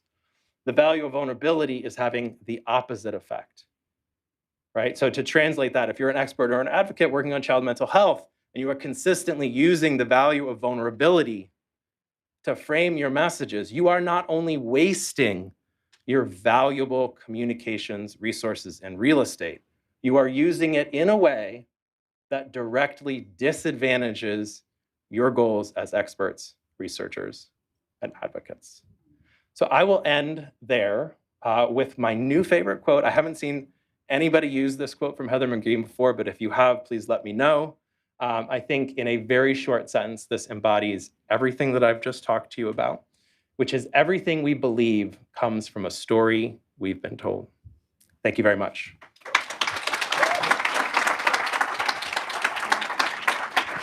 Launched in 2014, the Aspen Institute's Ascend Network now consists of nearly 500 organizations who work directly with families across the country and around the world to operationalize 2-gen approaches. Currently reaching 12 million families in total, our network partners produce research and case studies, build partnerships, and scale ideas in order to enhance reach and deepen impact for families. Today, we're excited to hear from several network partners via video who will share how 2-gen approaches guide their vision for the future. I'm proud to present Ascend Network Innovations and Impact.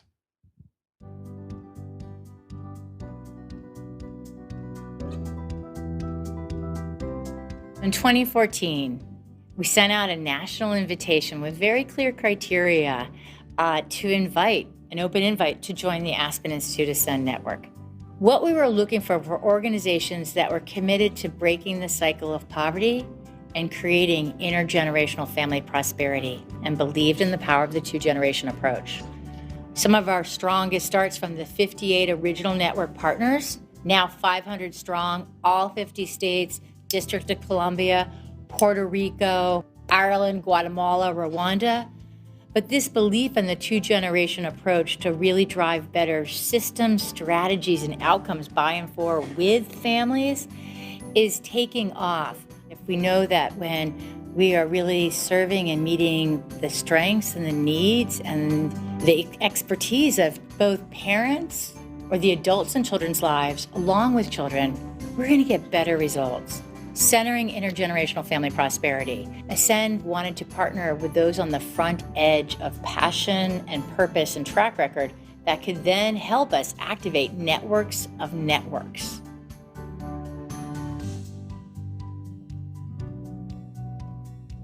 Over the last year, we have leaned into the Ascend Network's 2-gen approach to revolutionize how our community supports and lifts up families experiencing homelessness. We are elevating every family member's voice and strengths and supporting and empowering them to achieve greater well-being. 2-gen is justice. 2-gen focuses on empowering our families and helping to ensure self-determination with programs that attempt to dismantle structural inequities and injustices. The greatest impact that we have is really through breaking the generational cycle of poverty. We work with 1,000 women and 1,000 families across the state of Wyoming every year. We know that that impact is seen in schools, it's seen in reduced prison beds, it's seen with a higher tax base. We know that we have a huge impact in the state of Wyoming. Over the last year, my team and I, using a 2-gen model, completed a comprehensive STEM to STERN curriculum revision to better meet the language learning goals of immigrant families here in northern New Jersey. Working with these families to achieve English language learning goals and helping them advocate for themselves and gain agency has been tremendously rewarding and successful. Using the 2-gen model has been fundamental to the success of myself and our team. Raise the Bar's greatest 2-gen impact would be family stability. I say this because our single parent students, before joining the Raise the Bar cohort, expressed to me that they were work, school, and family life after they received either a Raise the Bar scholarship or financial housing monthly subsidy. They reported that they were able to fully engage. The greatest 2-gen impact in Vermont in the past year has been our Families at the Center program. And this is a program that was designed to intentionally support families through their navigation practices so that they can reach their goals that they set for themselves as a family and for individual child-centered goals as well. Our greatest 2-gen impact last year was collectively working with our partners on what it looks like to holistically serve both a parent and a child within a household. We did this by utilizing a shared data system and also our parent advisory committee that was helping us inform decisions, working with our partners on service delivery, and then also letting them plan their own family engagement events. Last year, we launched a brand new program called LEAD, Let Everyone Advance with Dignity.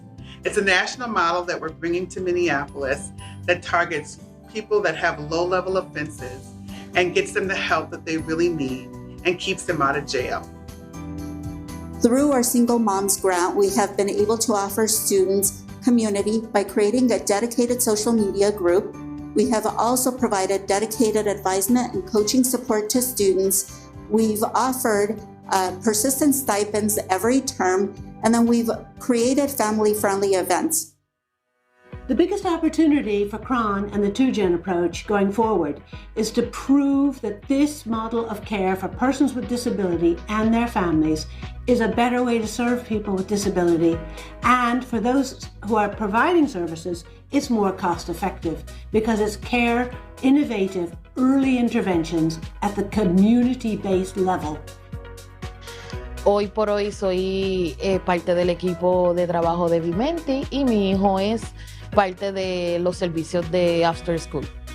Se encargan de darle seguimiento a tus proyectos, a tus metas a futuro, a cómo va tu familia, tanto emocional, económica, y trabajan de la mano junto con los maestros, enfermería y todo para crear que todo se cumpla y que la familia vaya para bien.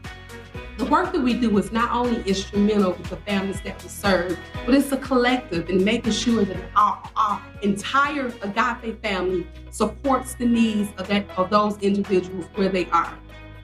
Impact is a two-generational way of thinking that creates opportunities for children and their parents, kinship, foster, or adoptive caregivers together. We think thinking about the whole family highlights the importance of family in shaping children's health and future.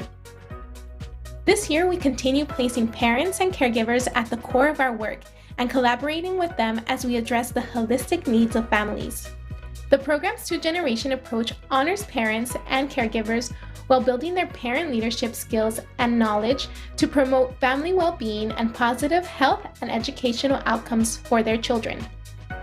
We have engaged parents in a way that is not traditional for our local United Way. The parents this year will execute and launch grant funds to partner organizations who will focus on programming within POC's focus areas.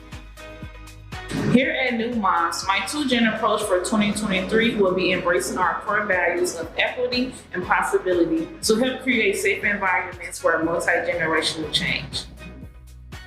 One of our greatest accomplishments this year in our two-gen approach is in our work in Indian country, expanding and building upon the extended kinship systems that have served tribal peoples since time immemorial, really creating a layered approach to the work that we do with youth and families to support and empower them through the generations that exist within their families. The two-generational model of Friends of the Children is really resonating and paralleling tribal values all over Indian country. All Our Kin is working to transform the supply, quality, and sustainability of childcare. When we invest in childcare educators, we make it possible for both parents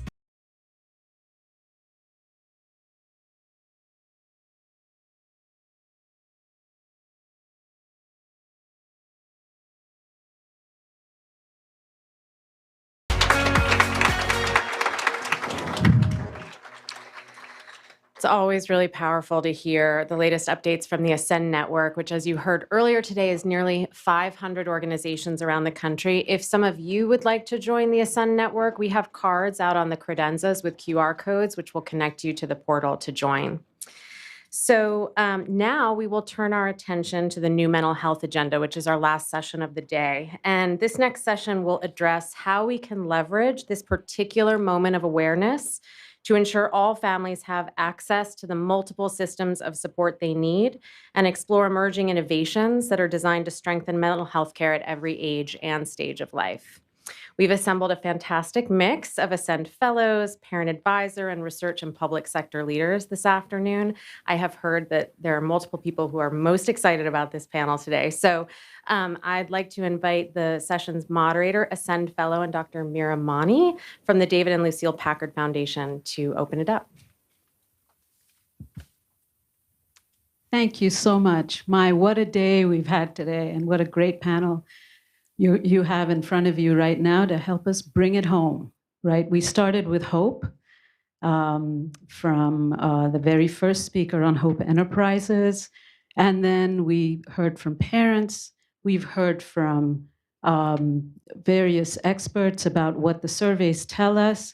We even heard about mindsets just now. And really at the center of it all is, how are we taking our cues as a set of leaders? What are we trying? How are we building solutions? And bringing parent voice into the mix. There's just so much there that you've heard. And we're joined by extremely good panelists. And let me just tell you, I've said from the very beginning, I have no business moderating this because all of these guys are experts.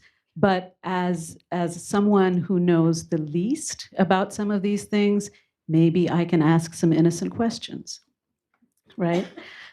Joining us today is Sarah Watamura from the University of Denver.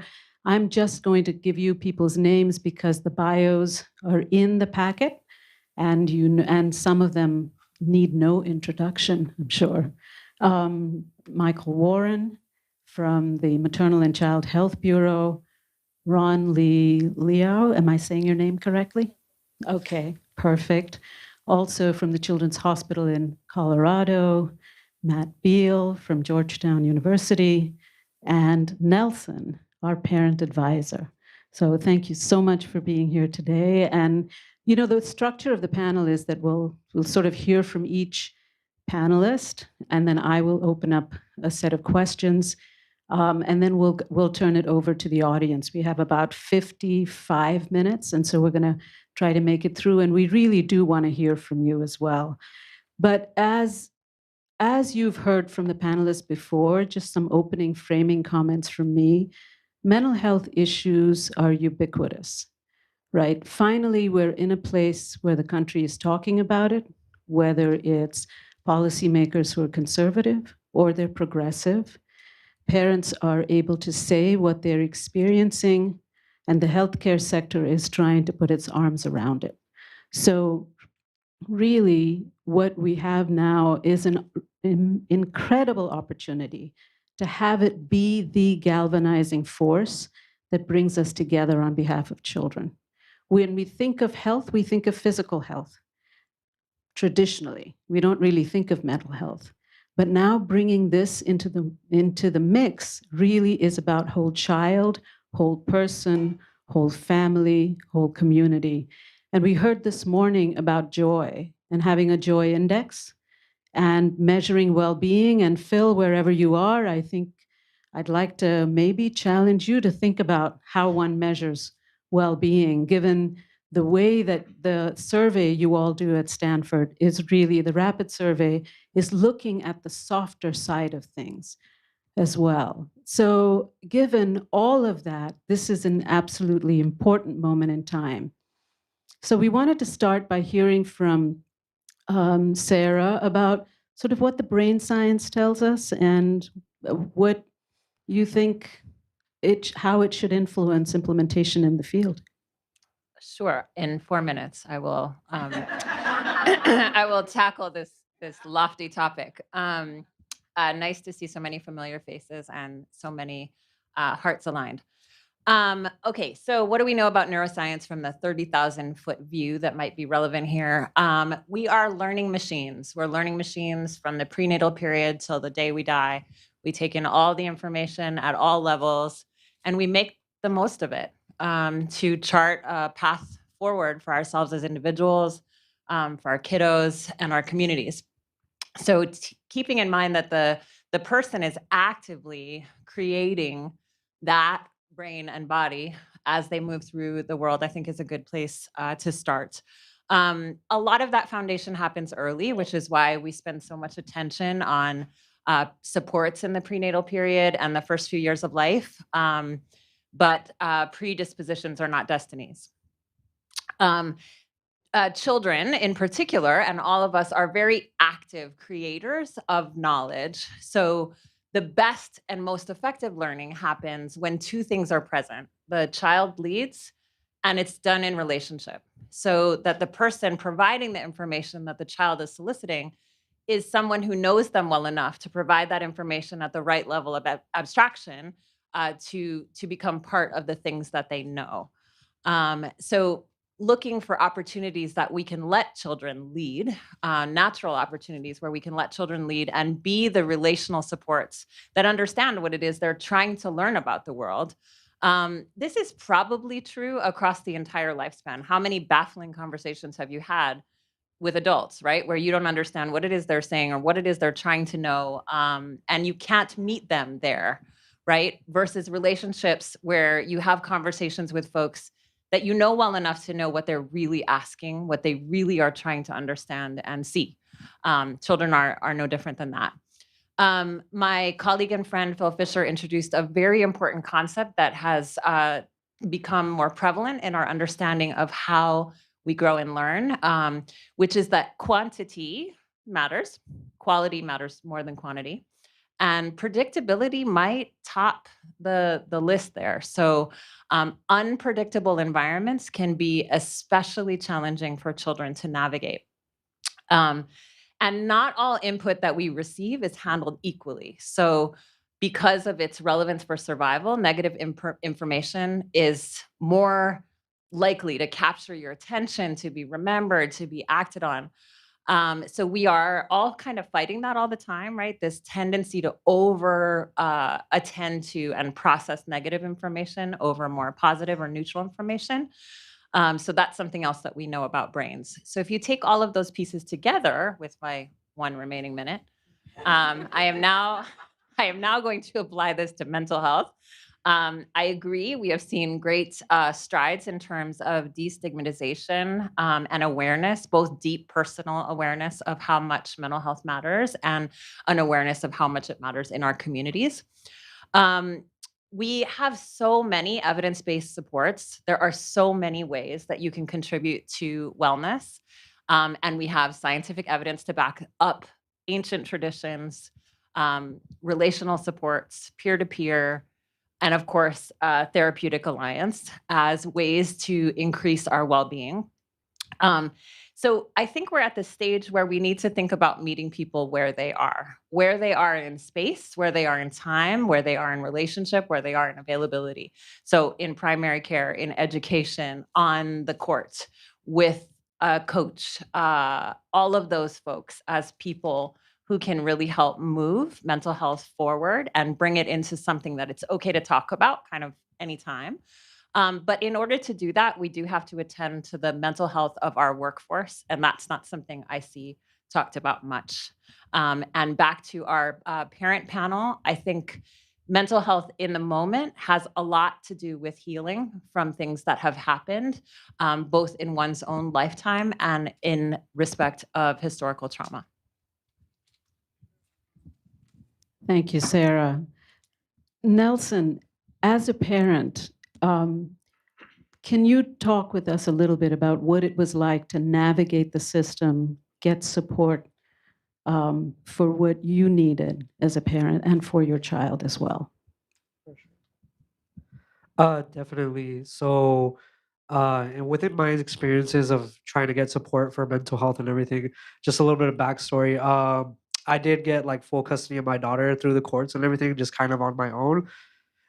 Going through that whole ordeal did put my mental health at a strain. Definitely, not having anyone to kind of turn to or anyone knowledgeable to turn to definitely influenced like how I felt at that time. I did start to struggle with like depression and stuff, and then that caused like weight gain and all that good stuff. Well, not too good stuff, but it caused all that. And given like my cultural heritage, being a Latino male, um, we don't really talk about mental health too much. You know what I mean? Like you're not really supposed to speak about those things as coming from my culture, you know, Cuban American. But definitely, I guess I kind of like looked around and I spoke to friends and stuff, but you know, sometimes you can't really speak to your family about certain issues like that because you're viewed as like weaker. You know what I mean? And it's just kind of like a cultural thing. But definitely, you know, resources that I looked out to. I know at that time there was this program called Enlace Comunitario, and they helped me for sure. You know, friends, just because you can't really speak to family all the time. And then also, I did have a mentor that I was able to speak to because when I was in high school and stuff, I was in Upward Bound Math and Science. It's like a STEM type of thing, and the director of there, you know, he made it very apparent that I could reach out to him, and I guess just really having like that network of people around me just kind of made me feel a little bit more secure and a little bit more open about certain things and opening up. Um, I've gotten better at it, but at that time it was like, no, you don't talk about that stuff. But given like I know that they had mentioned that they're talking more about mental health and all that good stuff. Uh, I have come into the experience. Have come into the situation where I have to look out for my daughter's mental health. You know, her being a 5-year-old, she doesn't see her other parent too often, and she's going into school, and kids are honest. So I just don't want her to be in a web of situation where like someone says something to her at school and she's not gonna be able to know how to deal with it. You know, so she's we're doing like therapy and stuff at the moment just to kind of like help prepare her for what she might be going into in the fall. And I think that's something that is very important to her just so that she's not like caught off guard and she understands the situation. Although I explained it to her, but just to like kind of give her the best supportive network that she has. You know what I mean? But yeah. Thank you for that. You know, in what you just described, there were several threads that we also heard before. One is you have to take care of yourself so you can take care of your children. So it's actually about both both of you, and then really being able to turn to friends, turn to mentors. And this is a broader social connection that often the academic discourse talks about as social capital, right? Who do you have around you? How do you build that network of support? So this isn't about just an individualistic intervention. This is about creating communities that care, where there is compassion, and where there is faith and belief that together we can get through the challenges that we have. So thank you for saying that, you know, in such an eloquent way.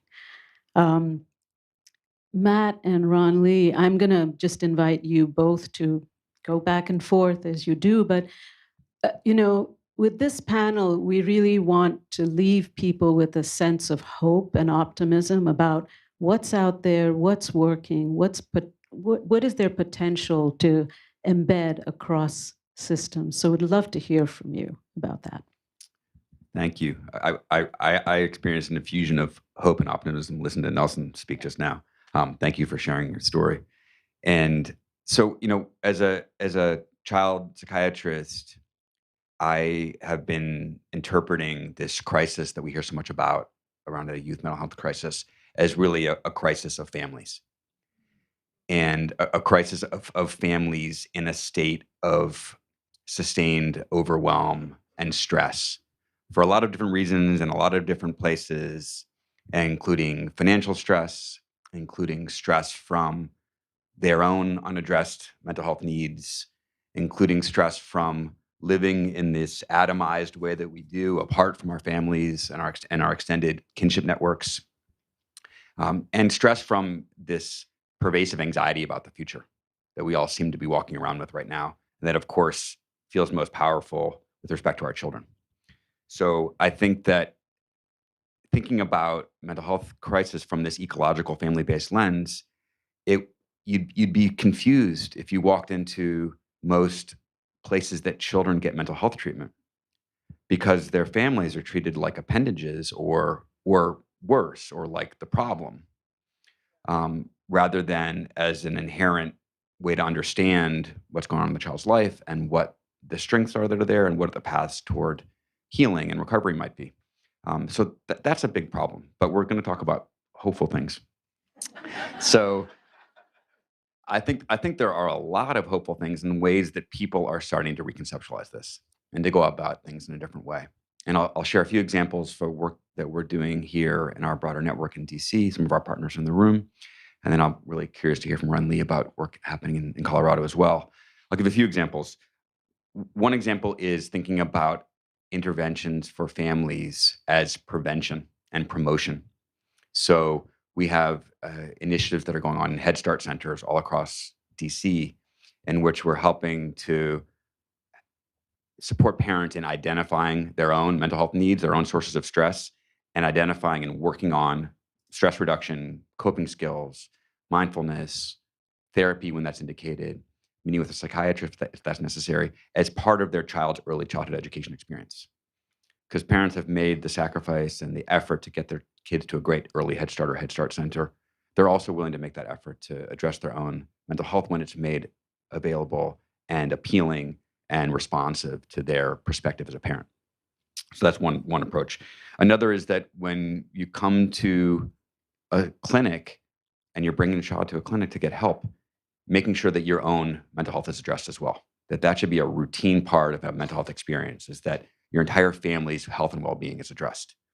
Not every family has been as resourceful as Nelson, is what you described, of sort of taking the step proactively to get help for your daughter. It's if we make that available to families when they're worried about their child, and say we're going to help you across 2 and 3 generations because that's going to help your child to thrive. Families respond very positively to that. To Sarah's point about but other helpers as well. We do a lot of mental health services in schools, and every school that we work in, we also offer services to teachers. It's huge rates of burnout and stress among teachers, of course, and teachers really do pick up on the opportunity to do therapy, to work on their coping skills as a part of being the best educator they can. They understand that connection very clearly. And then finally, I think leveraging the kind of parent mentorship and expertise that Nelson was talking about, and helping to professionalize and support that level of peer-to-peer support is such an outstanding opportunity for us to expand the reach and depth of our systems to support families. So much informal and uncompensated work happens parent to parent.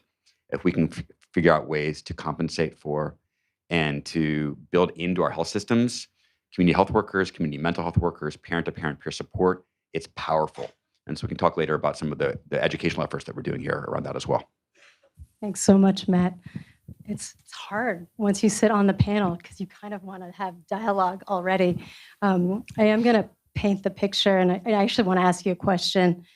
How many of you right now know a young person? That could be a child, a teen, a young family, transitional age youth, we call that, between teenage years and young adulthood, who's struggling with a mental health challenge, a substance use issue, addiction, trauma, right? Insecurity in their lives, right?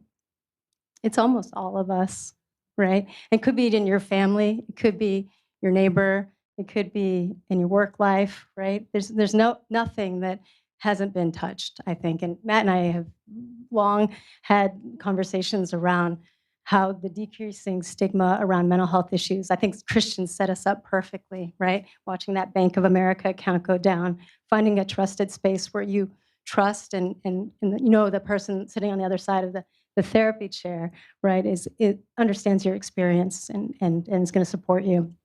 We don't have that. We have a huge mental health workforce shortage. Matt's talked about some of the solutions. I hope we can talk about some of those as well. I moved from New York to Denver in the middle of the pandemic. Many of my New York colleagues are here. I arrived in Denver, and Colorado Children's actually declared a state of emergency for youth mental health. The American Academy of Pediatrics, the Children's Hospital Association, American Academy of Child Psychiatry declared a national state of emergency, and then our Surgeon General published a youth mental health advisory. You see the stats. right? 40% of teenagers feel sad and hopeless. They can't engage in things they usually enjoy in their normal teen relationships. 70% of girls, right? 25% have considered suicide. In the LGBTQ population, Native populations, that's 25 have committed suicide, have successfully committed suicide, which is painful.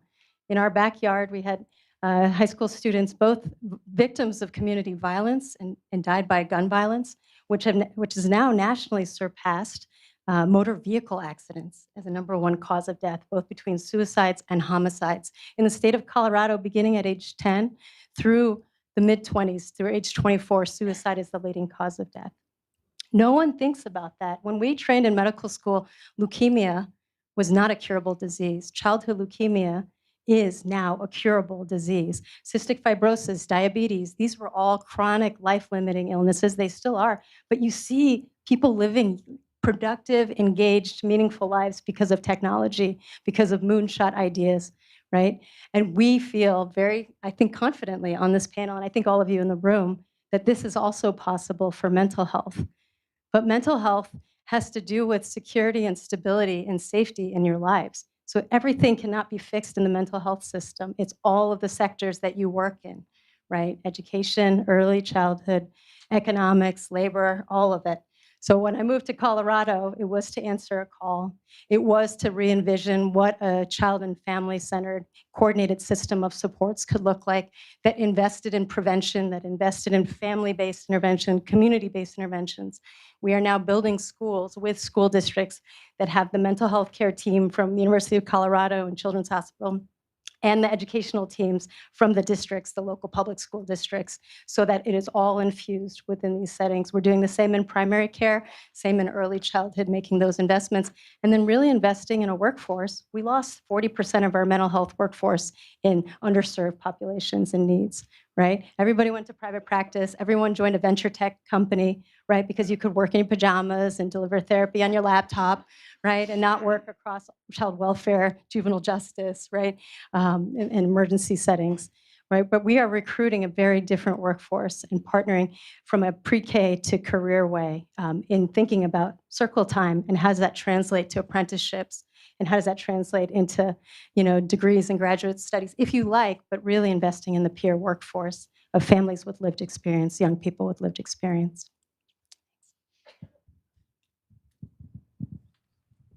Lots of questions going to come your way, I'm absolutely sure, to sort of get underneath some of that.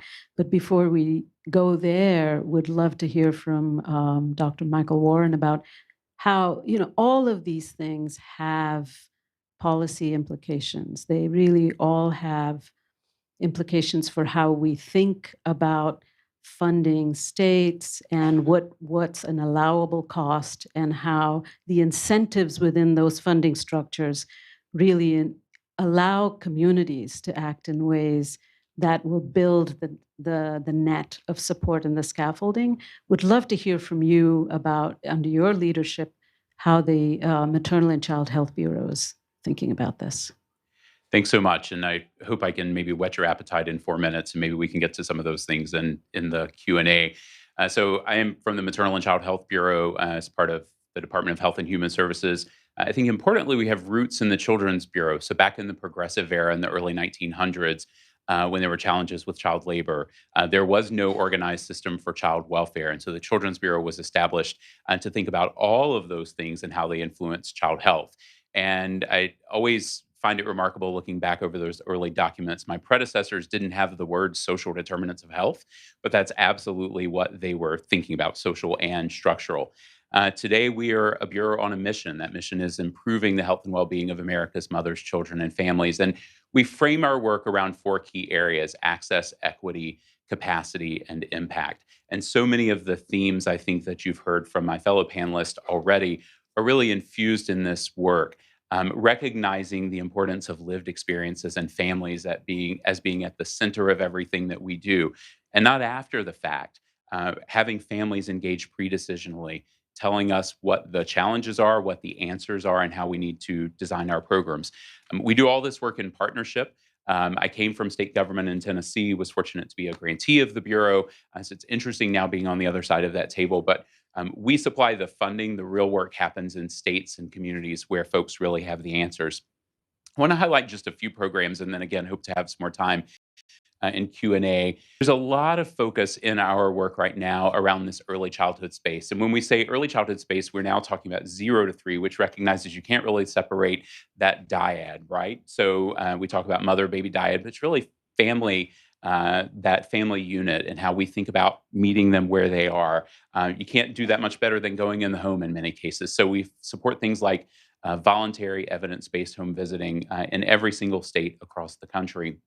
States get to decide where they want to deploy those federal grant dollars. States have come up with very creative ways to be able to braid that with other sources of federal funding to be able to leverage and extend those dollars further. But it's also thinking about other childhood systems. So if a home visitor, for example, identifies developmental delay, how are those early intervention systems? How are those primary care systems designed in a way that best support families? How are other systems where kids and families might find themselves designed to meet their needs? So we fund now something called infant toddler court programs, recognizing that many times those social determinants of health are strongly related to why families are finding themselves in those courtrooms to begin with. How can we bring a different lens, a lens of development and behavior to the decisions that are being made there? We're also expanding availability of care. So over the last few years, we've really grown our behavioral health teleconsultation programs in the pediatric space. And this was largely modeled after work that happened in Massachusetts and then Washington State. That's now spread across the country. We're in nearly all states, thanks to, in no small part, infusions from the American Rescue Plan and the Bipartisan Safer Communities Act. This is primary care linked with the expertise that's available for child psychiatry and now maternal psychology and psychiatry as well. And then our Healthy Start program, just as an example of how we go to communities that know the answers for the challenges they're facing. This is a program that was started in the 90s to address infant mortality. It's now grown to address both infant and maternal health, again, recognizing you can't really separate the two, but it is community driven. It's driven by community action networks that design plans that are responsive to the needs of their communities. I want to share, and you'll have access to these as well, links to some funding opportunities. So related to those 2 teleconsultation programs I told you about. The one in the middle for maternal is actually open and on the street now. The pediatric mental health care access grants, I hope will release very soon. So keep checking that this week. And then the last QR code is for our National Maternal Mental Health Hotline. We launched this last year on Mother's Day. 833-9 HELP for moms. We know that there's a lot of focus right now on maternal mortality and morbidity. We know from our public health colleagues who do maternal mortality reviews that maternal mental health is a large driver of both maternal morbidity and mortality. And this is a toll-free service available 24/7, text or chat. So please take that back and share that with your networks, and look forward to additional conversation.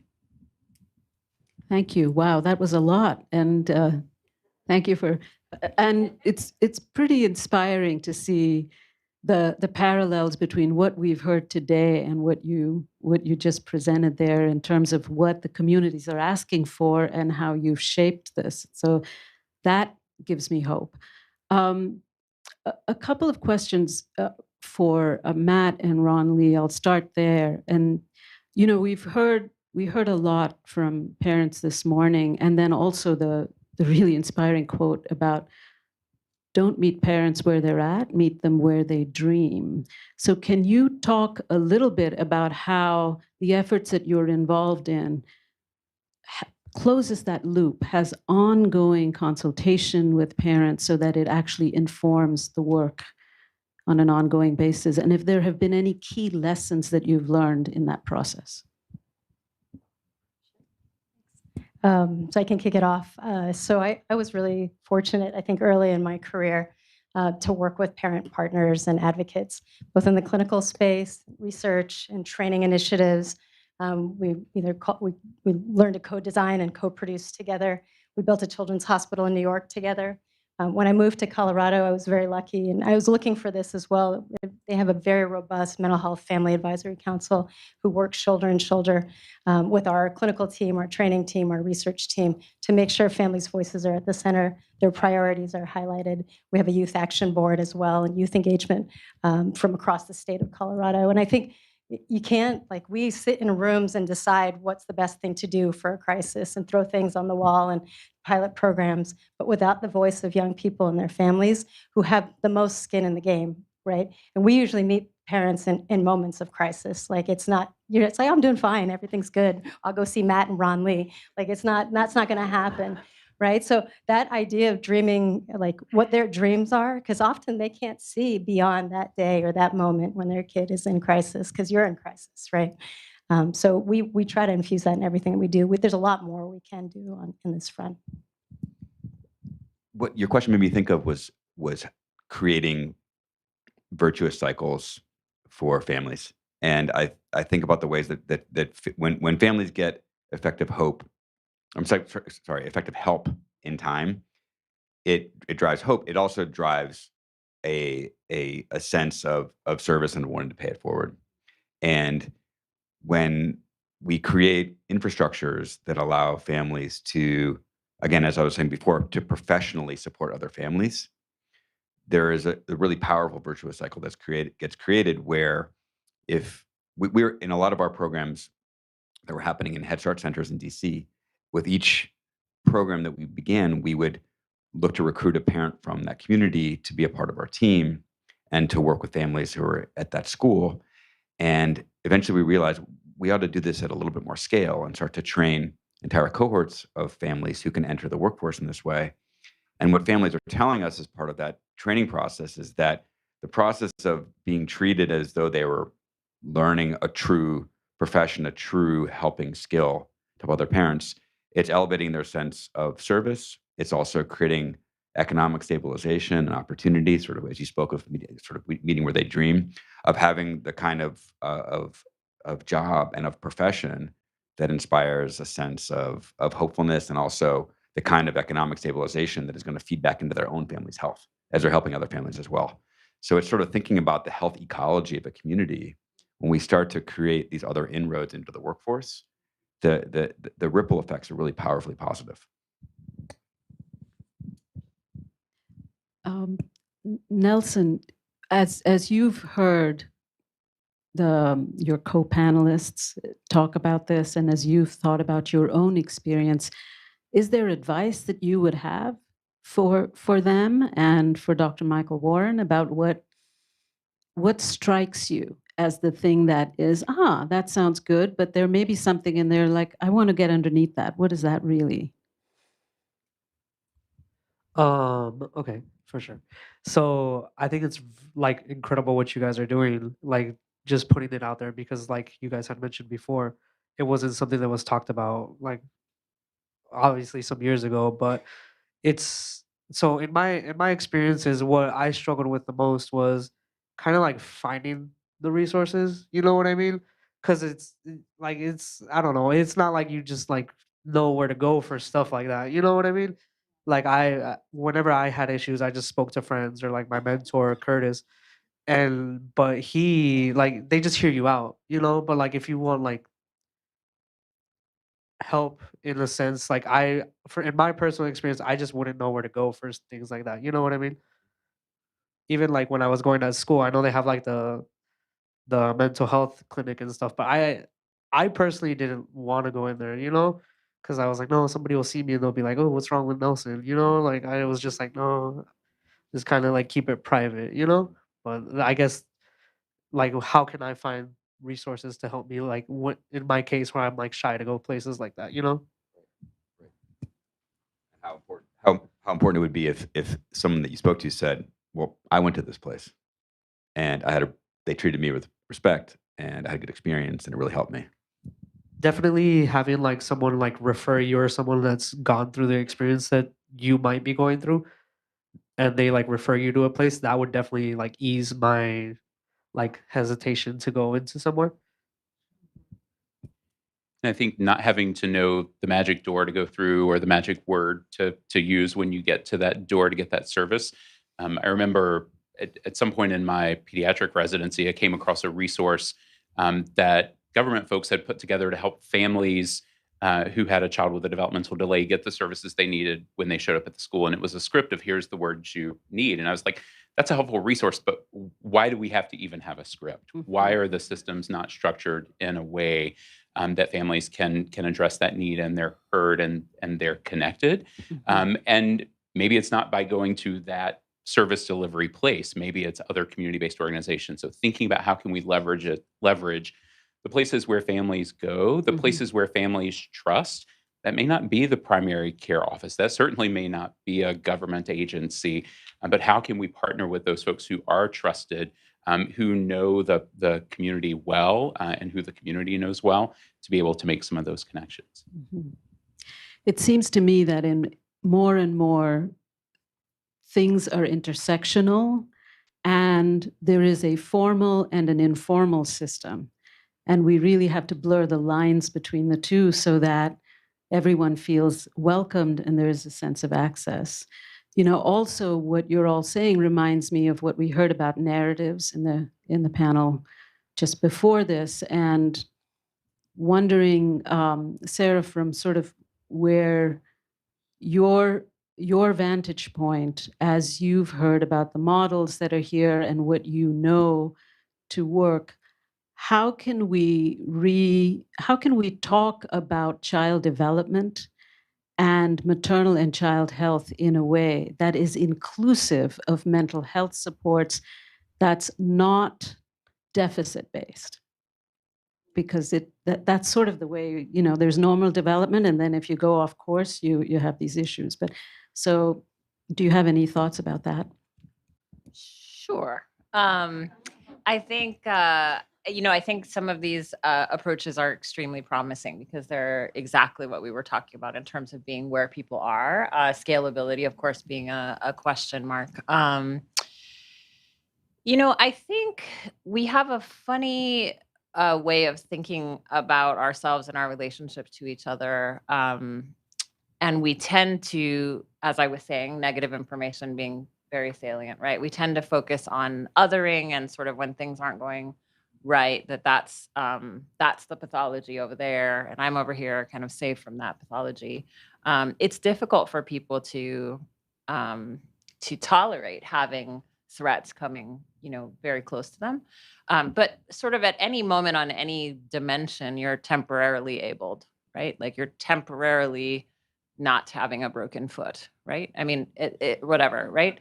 I mean, if you think about the whole time of your entire lifespan, you are temporarily able to do some set of things and unable to do some other set of things. And that maybe that boundary in terms of how we feel this need to push away things that feel like pathology, which is not to say that youth rates of death by suicide are anything that we should tolerate, but that the thoughts about wanting to die by suicide are things we have to be able to talk about, right? So those are sort of a flip of those. I just wanted to add, I mean, I think the deficits versus strengths difference is really important. I also think another way to think about it is if longitudinal research, research that follows people across years and decades, right, is increasingly telling us that, by your 40th birthday, I don't think anyone here is 40 yet, but you'll be there soon. By your 40th birthday, there's close to an 80% chance that you will have had an episode of mental health challenges in your life. A period of time where you felt down and depressed, a period of time where you were grieving and had a hard time getting over it, a period of time where you were drinking too much or you were beset by panic attacks. Like these are such ubiquitous experiences. They're part of the human condition. So there's the strengths deficits thing, but there's also just like, well, of course these things happens to these. We're human. Right. It's part of what Sarah's talking about.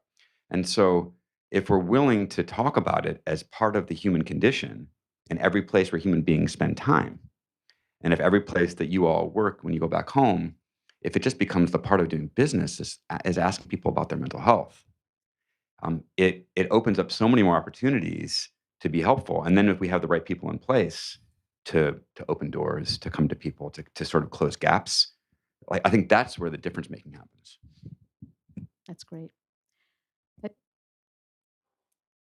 What I really think I want to do now is open it up to Q&A. And then I do have one final question for you that I was going to ask before the Q&A, but I think that question actually works better. So be thinking about a call to action, each of you, for 2 minutes. But I'd like to open it up to the audience. Yes, and right there. Danielle Cox-Elan with the YMCA of Greater Indianapolis. Just thinking in the 2-gen capacity and the organizations that are working in this 2-gen capacity, how we can help move that needle in mental health when resources and assets and systemic racism and all these things are at play, how we're able to help. Because I can see that you're having a mental health crisis, or I can be that support that you contact, but if I don't have the resources, how do we help that?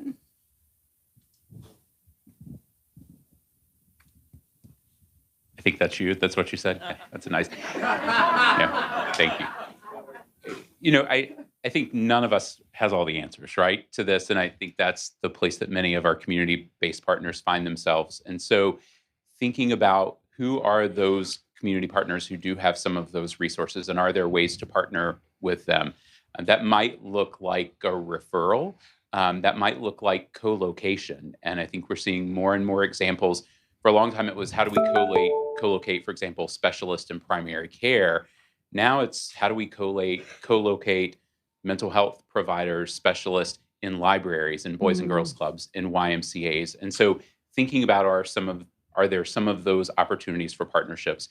Thinking also about, are there other ways to address those other social determinants of health? So are there ways to address families' food insecurity, housing insecurity, those other factors that certainly exacerbate what we've been talking about today, and connect those with your existing programs would be one idea.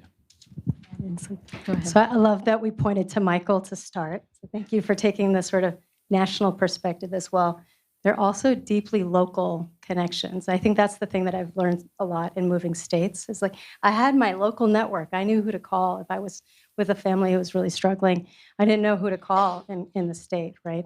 And so understanding, I think like physical health and mental health have completely been separated in our healthcare system. Payer, care, prevention, right? There's parent-child, a completely family-child. There are no children out there that don't have caregivers, right? In some fashion, you hope in life, right? But we've completely separated adult care, child care, and the different systems. But there are these local connections. You're at a YMCA, you're often the first people I would get to know as after-school programs, community organizations, but then you need to get to know everybody else in your ecosystem, as Matt's talking about. And then how do we work together to make sure that Michael and the federal government make sure that happens at the state level and then at the local level? Thank you. Do we have a We have virtual time for question? one more question for virtual, Yeah. and then we'll let you get to your closing. So from Jen Jonica at Starfish Family Services of Michigan, could one of you talk about infant mental health, which is a 2-gen approach and has an evidence base? Infant mental health is a 2-gen approach that has an outstanding evidence base. It's one of those phrases that the uninitiated feel shocked by. Like, you know, you can imagine the cartoon in the newspaper with the 6-month-old on the therapist's couch. That's not what infant mental health is. Infant mental health is Sarah used several times the word relational. It's an approach to mental health care that takes into account the relationship between the baby, the toddler, the preschool age child, and their parents and caregivers, and addresses the mental health needs, developmental needs of the parent or caregiver, the mental health and developmental needs of the infant, and most importantly, focuses on building, supporting, nurturing a strong relationship between the parent and child that has a few key components, that is responsive, that is sensitive, that is fairly predictable, and that really, really importantly is not perfect. It's not about sort of doing perfect parenting or just the right kind of relationship or just the right response to a child. It's about building a real, live human relationship between the parent and the child and addressing the things that are getting in the way of that. I'm actually told that we will take 2 to 3 more questions, so I will bring the mic right here. Please introduce yourself. Deidre Johnson. I'm the CEO and Executive Director of the Center for African American Health in Denver. I was really looking forward to this conversation, as many of us were. So we've been around for 26 years. I've been there for 7. Also coming from a community with a lot of stigma around mental health, we had always been doing mental health first aid. And then when COVID hit, the urgency of doing something became very important. We are a trusted location, and what we've done is we've partnered with a new group called Therapists of Color Collaborative. They have, at this point, about 60 therapists, and we're the resource and referral, kind of that navigator backbone, and we refer to them. It's been wildly successful from the standpoint of, we offer either 18 individual sessions or 15 for family. But of the close to 300 people we've served so far, we have like a 90% completion rate, and 85% had never been in therapy before. So really demonstrating that if you pair someone up with a therapist that reflects their community, so many things fall away. Interestingly enough, some folks applaud that and some throw darts. Well, you're building an alternative, as if we're supposed to, wait a couple generations for the workforce to change. And one of the things we're trying to do is shine the light on not only how successful we've been, but how can we get systems to look at their own educational models? Because I've been working with TOCC, I've learned about so many different barriers that people who want to be therapists of color face with regard to education, certification, nothing that's surprising. And it'd be interesting to know, just kind of get your thoughts on that dynamic, because at this point, I know that if folks aren't going to a system, there's a reason. It's not because, they get so demonized. It's not because they're not interested in the service, but it's how they're being treated. Some thoughts about this dynamic. Okay. Ron Lee? I mean, I'm higher ed. Okay. We've got a bad rap at this. So, I mean, I think you're identifying a really difficult situation, which is that, in fact, we have, for example, in our training program, we have hundreds of applicants, and we take 6. It's an intensive system to train somebody to be a psychiatrist or a PhD level psychologist, right? So I think that's why, and I think that's very important to do. But I also think this enormous gap that we have in meeting need has to be met in all of the different ways. So I actually was going to throw out an idea I had, which is, how do people feel about cross-sector mental health certificates? So like something that's designed for coaches and something that's designed for teachers and something that, and you get a certificate that gives you, if nothing else, a little more sense of confidence that you are using sort of the modern language and tools that you might have. We're nodding. We feel good about that. I could build that. That's within the scope of something higher ed could do, right? To just help, build up our workforce in one way. So to link the infant and early childhood and the certificate. One program that we've started the last couple of years in DC is a training program for parents to be trained as family leaders in infant and early childhood mental health. And so that's a 9-month training program with a 2-month apprenticeship at the end of the training program. The only prerequisite is that you have been a parent or caregiver of a child in the District of Columbia. There's no educational prerequisites, and we've had effectively 100% completion rate of the training program. So, and all of our students have been people of color so far. And we're developing a workforce that speaks to exactly to your question. I think we have to broaden the definition of the workforce and work on the pathways into at every level in the workforce, as Sarah spoke to. But I think the certificate idea is one that has a lot of potential, and that really needs federal funding. Can I add real quick? Yes. I was going to say, so we just got an announcement, and I hope this is what it was for, but from the Colorado Behavioral Health Administration to build a certificate program for peer support and other mental health, community mental health folks, potentially. So this is the local connections, right? Like we only had to come to DC to meet our local Denver partners, but working across the state, but with America Rescue Fund dollars to invest in programs, right, to train. So I think this is the kind of conversation that we should be having at all of our tables, right, in all of our communities. Well, this certainly is cause for hope, but I just want to, as a longtime Coloradan that was a transplant to California, do a shout out to the Colorado folks on this panel and for what you're trying to get done. So I think we have time for one more question, and then I want to round up with the panel.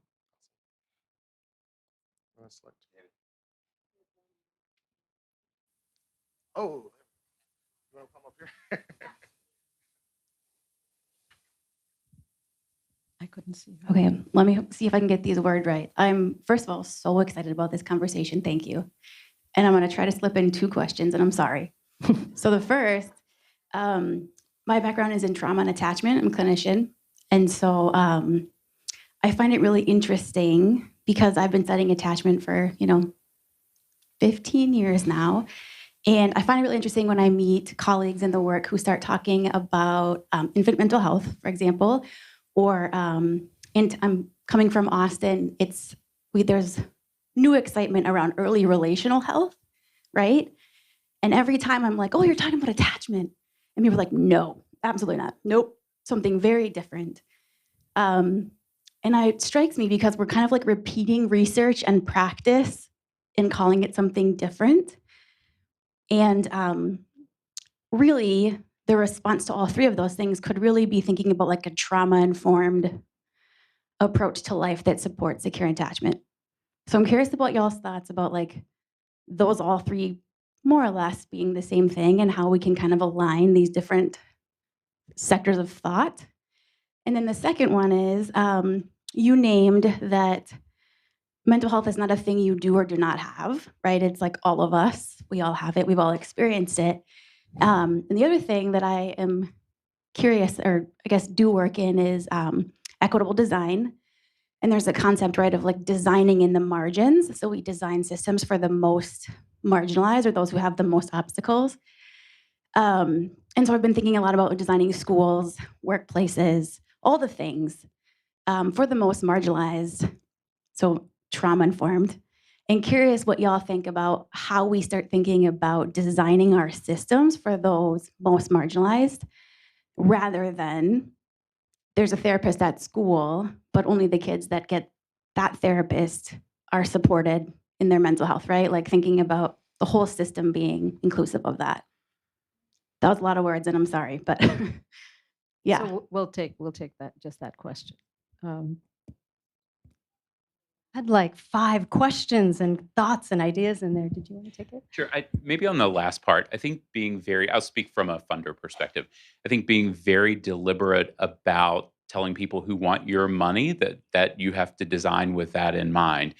So it really turns on its head of give us your best ideas to give us your community's best ideas, and building in. We're trying to funding opportunities to not just check the box. I had a family member at the table for a meeting one time, or I talked to a community person one time, but I've got a community board that's driving my work. I'm responsible to answering to them. They came with the solution. I'm helping to facilitate that. And I think that gets to some of those issues you mentioned, but it has to be baked in, and the dollars have to be the strings that are attached to that. Or I think at least from our grant programs, things are not going to change. Quick note on the changing labels and words. I'm going to tap into that narrative session, the power of words. Right? I trained in Boston and Massachusetts. We talked about attachment. Then I went to New York. We learned about serve and return relationships and early brain development. Now I'm in Colorado. In some circles, I'm not supposed to say social emotional learning or gender affirming care or anti-racist. It's really different.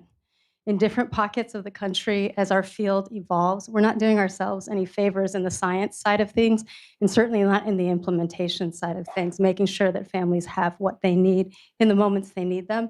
Who cares what the label is? I think we all agree, right? Like, I can say all these things in this room because I'm in Ascend and I'm in DC, and but that's not helping anybody, right?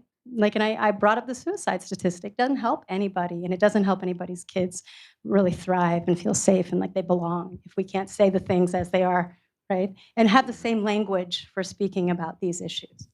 Your question was super nuanced, and I'll try to speak to one other part of it, which is I don't think that it's different. I certainly any poor understanding I have of infant mental health is really based on originally on attachment. And I think that trying to channel David Willis here a little bit, I think that the idea of early relational health, that language is to make all of this more approachable to people who are not attachment researchers or practitioners, particularly in primary care and early childhood education settings, that the idea of like every interaction between a child and an adult is an opportunity to support positive relational health, and that you don't necessarily have to have a sophisticated understanding of attachment processes to be able to work in that space. I think that's the idea, but I think that they're all interrelated. And I think your question about design is an amazing question. I know Ron Lee and I want to talk to you about it later. And I think schools are a really, really cool place to do that design in the margins, because there's a lot of flexibility outside of the healthcare system per se to do work in different ways. So I think it's a very provocative question.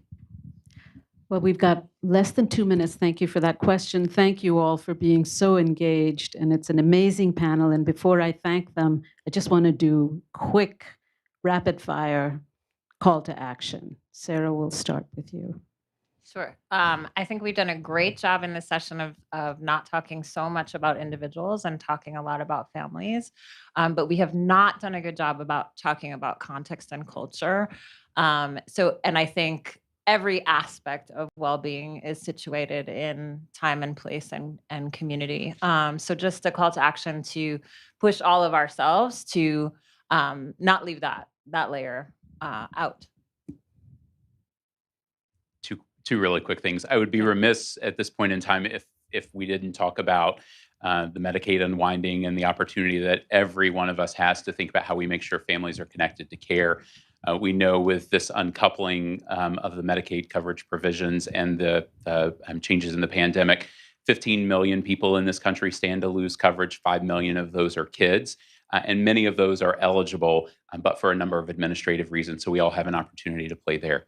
The second call to action is please keep the dialogue going. I've been so excited. This was not planned, but I walked in this room and I saw somebody who taught me when I was a pediatric resident, Marcia Edwards, who was running a community-based program in Nashville, who taught me things about what keeps kids and families healthy that I didn't learn in residency or medical school, things that have far more influence than what I could do in a 15-minute clinic visit. We've heard about the great program in Colorado that was mentioned and creative solutions that are happening on the ground. I will tell you, I don't know about all those things. My colleagues don't know about all those things. Folks who are making funding and programmatic decisions don't know. So please keep that dialogue open. Please never assume that we know. Please teach us when we think we know or correct us when we think we know. And let's continue that work together. Ron Lee? I'll be really quick. If there are young people in your lives that you're worried about or that you're not worried about, I think lean in and check in and see how they're doing. I think the kids that I've been most surprised that I thought were doing great, they're going to school, got friends, doing, after school activities. They're suffering, like very quietly suffering. And it's been a rough pandemic, and it was even rough before then. So I would lean in and just check in with the young people in your lives and reach out. Keep pushing the topic of mental health in all conversations. Probably the most important preventable cause of mental health problems in young people and families is extreme poverty. So let's bring that lens to all of these conversations across sectors and remind people, hey, if we address extreme poverty, we're going to be improving mental health. If we improve early childhood education access, we're going to be improving mental health. There are all these unintended but really beneficial outcomes that have to do with mental health that we need to keep on people's minds. Go for it, Nelson. Cool. So this is just a comment to my fellow panelists. I think you guys are all amazing. and like you guys are really knowledgeable, and I just really hope to see in the near future that like anything program or anything like that that strives from this like has your guys' names attached to it, because like you guys are so knowledgeable and so amazing. Like I really want to see you like everything happen that whatever you guys are saying. You know what I mean? Like everything you guys have said in total, I really want it to become like a reality and have you guys attached to it.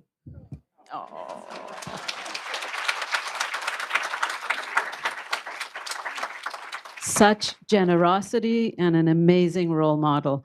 I just want to thank the audience, and your mental health matters too. So in the moments that we have, if you can close your eyes and commit to yourself that you will breathe deep and take care of your needs so you can be there for the community and yourself. That's the biggest gift you can give the people around you.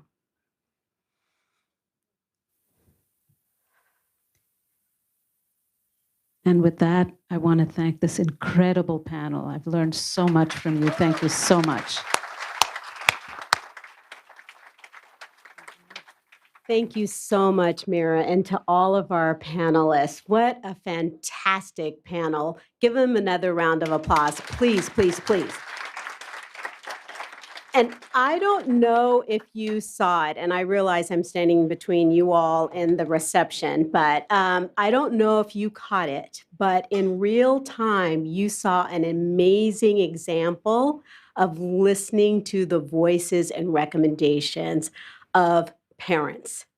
Nelson shared how he was experiencing a program, and the first thing that Matt did is he turned to him and he said, "What would it look like to be different for you? What would it look like? How could that have been different for you?" So that is the example, and I thank you, Matt, and I thank you, Nelson, for your vulnerability. Give them a round of applause. And we have in our audience and some virtual, a number of Ascend parent advisors, and I would like you all right now to stand up. And I don't want to have to call you out, but I will if I need to. So stand up. Jessica, I see you. Jocelyn, Janine. Who else is back here? Thank you so much. So if you need some insight about the design of your program or your policy, these are some folks that you can talk to tomorrow or over the reception. So there are lots and lots of nuggets. And like I said, I'm standing between you and the reception, but I wanted to just center on the fact that, you know, we started with a call from Aisha to operate in the possibility space, right? Be in that possibility space. And that was what this afternoon was about. I hope that you were really challenged to be thinking outside of your sphere, that you heard some things that really truly inspired you. So thank you for being here. And the instructions for the reception are as such. First, for the 800 people that are viewing us virtually, we're going to move you into breakouts, small breakouts. You'll be able to take a 5-minute break, but then you will go on to the Zoom and you will be moved into breakouts. If your last name starts with with the letter A through L, you'll go into room 1. M through Z, you go into room 2. Again, you're going to move into small breakouts, so you'll have the opportunity to connect with 2Gen, colleagues and others around the country and sometimes around the globe. But if your last name starts with A through L, you're in room 1, and M through Z, you're in room 2. So there'll be small conversations. We've got questions for you so that you'll have an engaging conversation. For those of you that are here on the 8th floor or the 7th floor of the Institute, it is a beautiful, beautiful day. You'll be able to go up to the rooftop. We have staff that will guide you up to the rooftop, enjoy the weather, as well as some drinks and some light nibbles. But this is your opportunity to continue the conversation. ask the questions of some of the speakers that you've had the opportunity to listen to. Tomorrow, we will start promptly at 8:15 with a light breakfast here for those that are joining us in person, and that's Eastern Standard Time. And our programming will start at 8:45 promptly, okay? So we'll see you back here in person or virtually. Thank you again for joining us. This has been an amazing, amazing afternoon, and I hope that you feel inspired. Tomorrow is a chock block full day. You'll have a lot more inspiration across many different issues and sectors. So thank you again. Give yourselves a round of applause and enjoy the reception. Thank you all. Yeah.